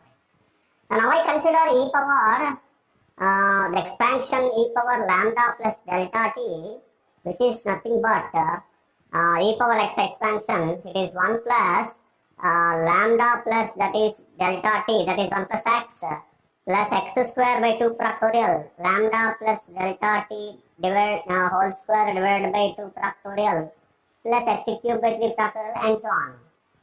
If you consider this, because of the quantities lambda and delta are very small positive quantities, then we can consider, we can ignore remaining all except this one. But I am writing this is 1 plus lambda plus delta t. Okay, this is what e power lambda plus delta t. So this is, I am ignoring remaining square terms, etc. The remaining powers, higher powers, all higher powers I am ignoring, so that e power lambda plus delta t I am expressing as 1 plus lambda delta t. 1 plus lambda plus delta t. So that if I substitute there in the equation, what you will get? Yt, therefore yt is equal to yt is equivalent to be k plus mu divided by 1 plus e power, this is the term, 1 plus e power a plus bt multiplied by, what I can write as e power lambda plus delta t, I am writing as 1 plus lambda plus delta t. This is what the term I write here instead of this particular term, right? So therefore yt is equal to this. So if you consider this, this we can express as, this is, I am writing and taking this particular term in the numerator, so that this can be expressed as, that is x power minus 1. 1 by e 1 plus, that is 1 plus e power a plus bt into 1 plus lambda plus delta t. That I am writing.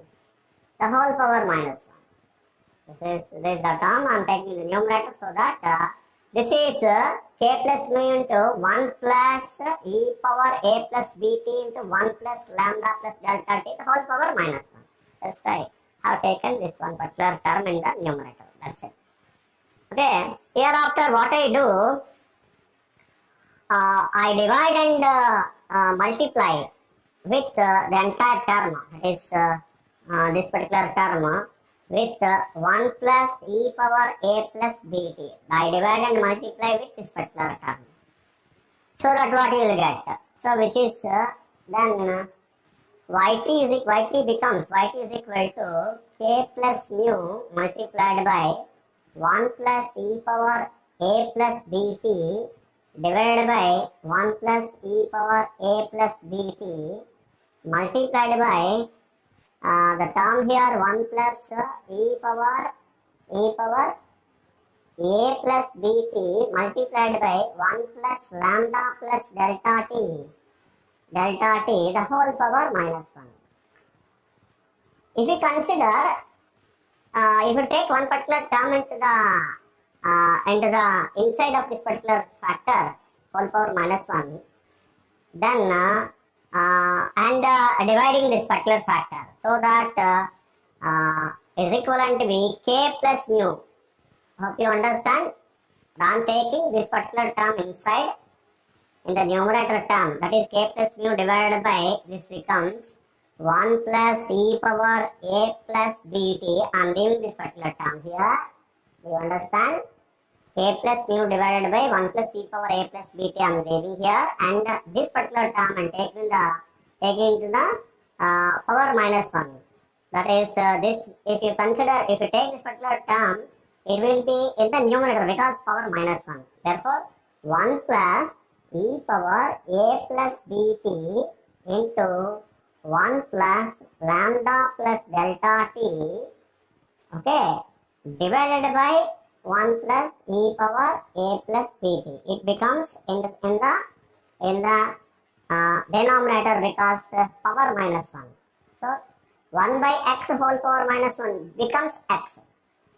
So 1 by 1 plus e power a plus bt is nothing but again 1 plus e power a plus bt. So therefore this particular term and we are taking inside of the term.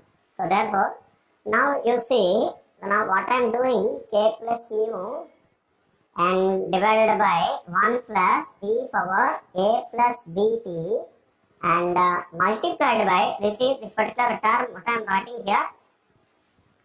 I multiply this particular value e power a plus bt with 1 and lambda plus delta t. 1 into e power a plus bt, that is e power a plus bt, plus and now e power a plus bt into lambda plus delta t. Okay. Now divided by 1 plus e power a plus bt.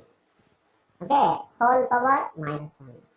Now you see, if you divide this, if you consider this is x, this is y, x by x, it is 1, plus this by this. That's all, right? One more time, I write in the next place. Hope you understand this. This is what? The yt. Therefore, yt is equivalent to be, now what is yt? Therefore, our yt is equal to k plus mu divided by 1 plus e power a plus bt, okay, multiplied by, now, multiplied by, this is the term, 1 plus e power a plus bt divided by 1 plus e power a plus bt, will get cancelled, it is 1, plus, next term, e power a plus bt, e power a plus bt, multiplied by lambda plus delta t divided by, only for this particular term, 1 plus e power a plus bt, the whole power minus 1. The whole power minus 1. What is this? It is yt. Whole power minus 1. So for which, if you express this particular term 1 plus x whole power minus 1, the formula, what is the formula of 1 plus x whole power minus 1? It is 1 minus x plus x square plus x cube and so on. That is the formula. So hence, shall I write here 1 plus x whole power minus 1, the formula is equal to 1 minus x plus x square minus x cube plus minus and so on. This is the formula. Therefore, now yt becomes, therefore yt is equivalent to be, you see, refer this and while doing this, k plus mu divided by 1 plus e power a plus bt multiplied by, I am writing three terms. Okay, 1 minus x first of all, that means this. What is this? E power a plus bt into lambda plus delta t divided by 1 plus e power a plus bt. This is x. Plus x square plus e power a plus bt into lambda plus delta t, the whole square divided by 1 plus e power a plus bt, the whole square, x square.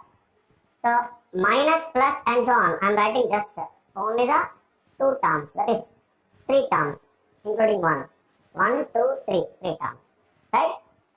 Again, you see here lambda and delta, the two particular small positive quantities, the higher powers of lambda and delta I am ignoring, and so that I am considering only the first two terms, 1 and this.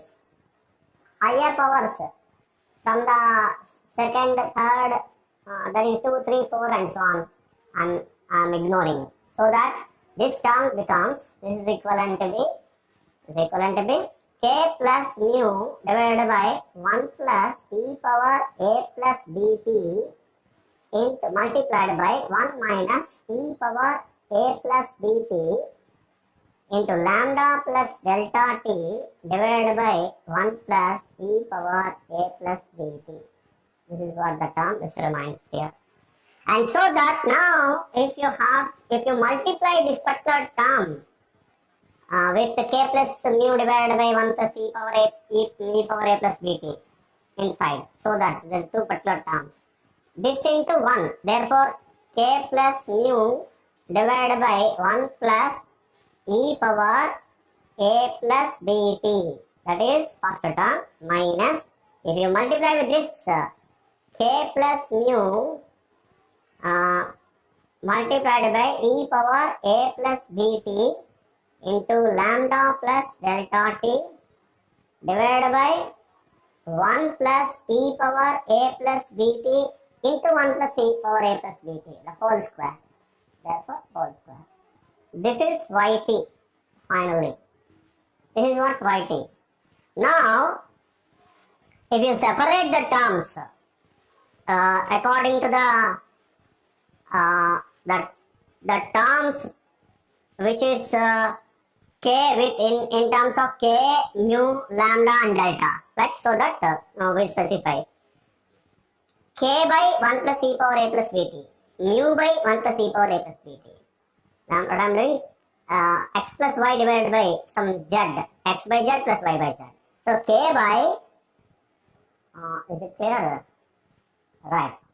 K by 1 plus e power a plus bt plus mu divided by 1 plus e power a plus bt, okay, minus the remaining terms are right here. I multiply with k plus mu and lambda plus delta t, 1 by 1. If you multiply here, clearly k into lambda, okay, k into lambda, first terms with minus, because here we have all the terms are minus, okay, minus k into lambda into e power a plus bt divided by 1 plus e power a plus bt the whole square. This is next term, okay, and remaining terms are right here, minus k multiplied by delta t, k delta t multiplied by e power a plus bt divided by 1 plus e power a plus bt the whole square. Is it clear? Right.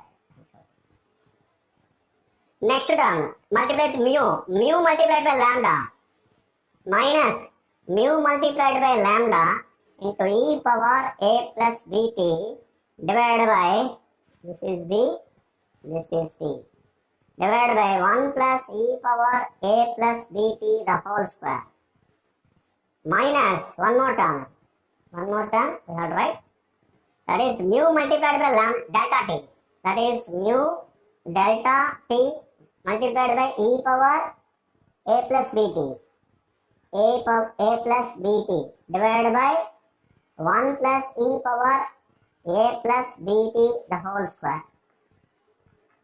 Clear? This is what yt. There are 6 terms.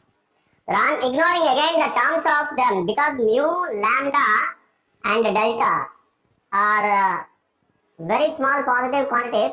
I am ignoring the terms mu lambda and mu delta.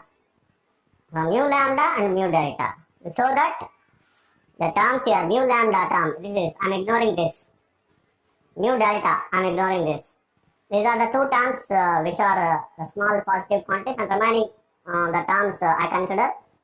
And so that the finally what you have the yt, I write here, therefore yt is equivalent to be k divided by 1 plus e power a plus bt, first term, and plus mu divided by 1 plus e power a plus bt, the second term, minus k lambda into e power a plus bt divided by 1 plus e power a plus bt the whole square, minus k delta t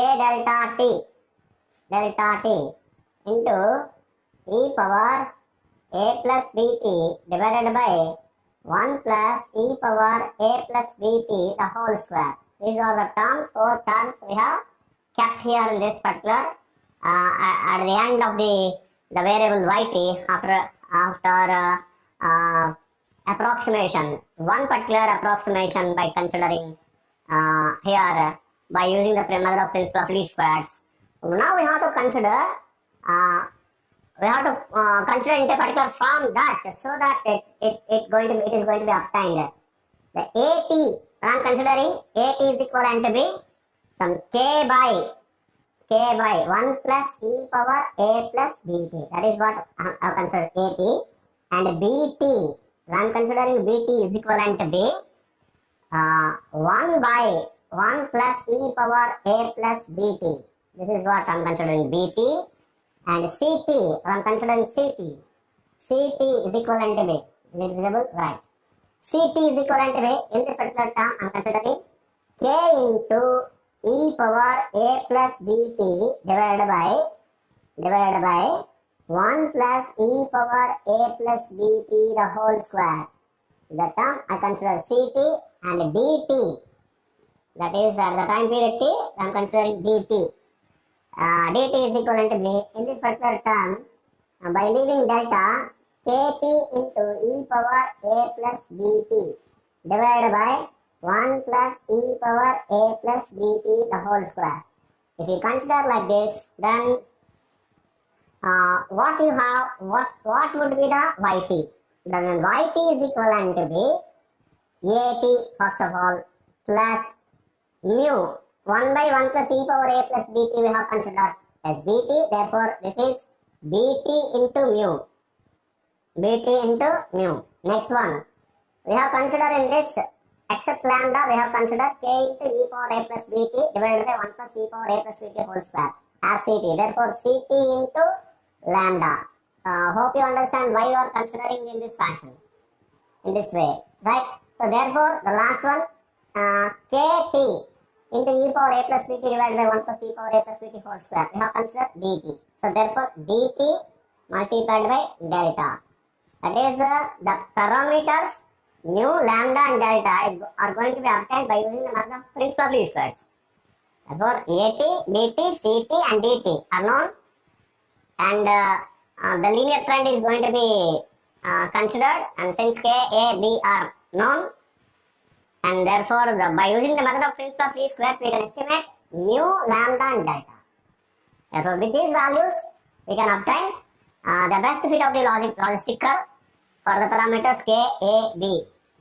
We have to obtain K, A and B, which are by considering the linear trend is known, we have to consider in this fashion, and we have to go and approximate the first approximation.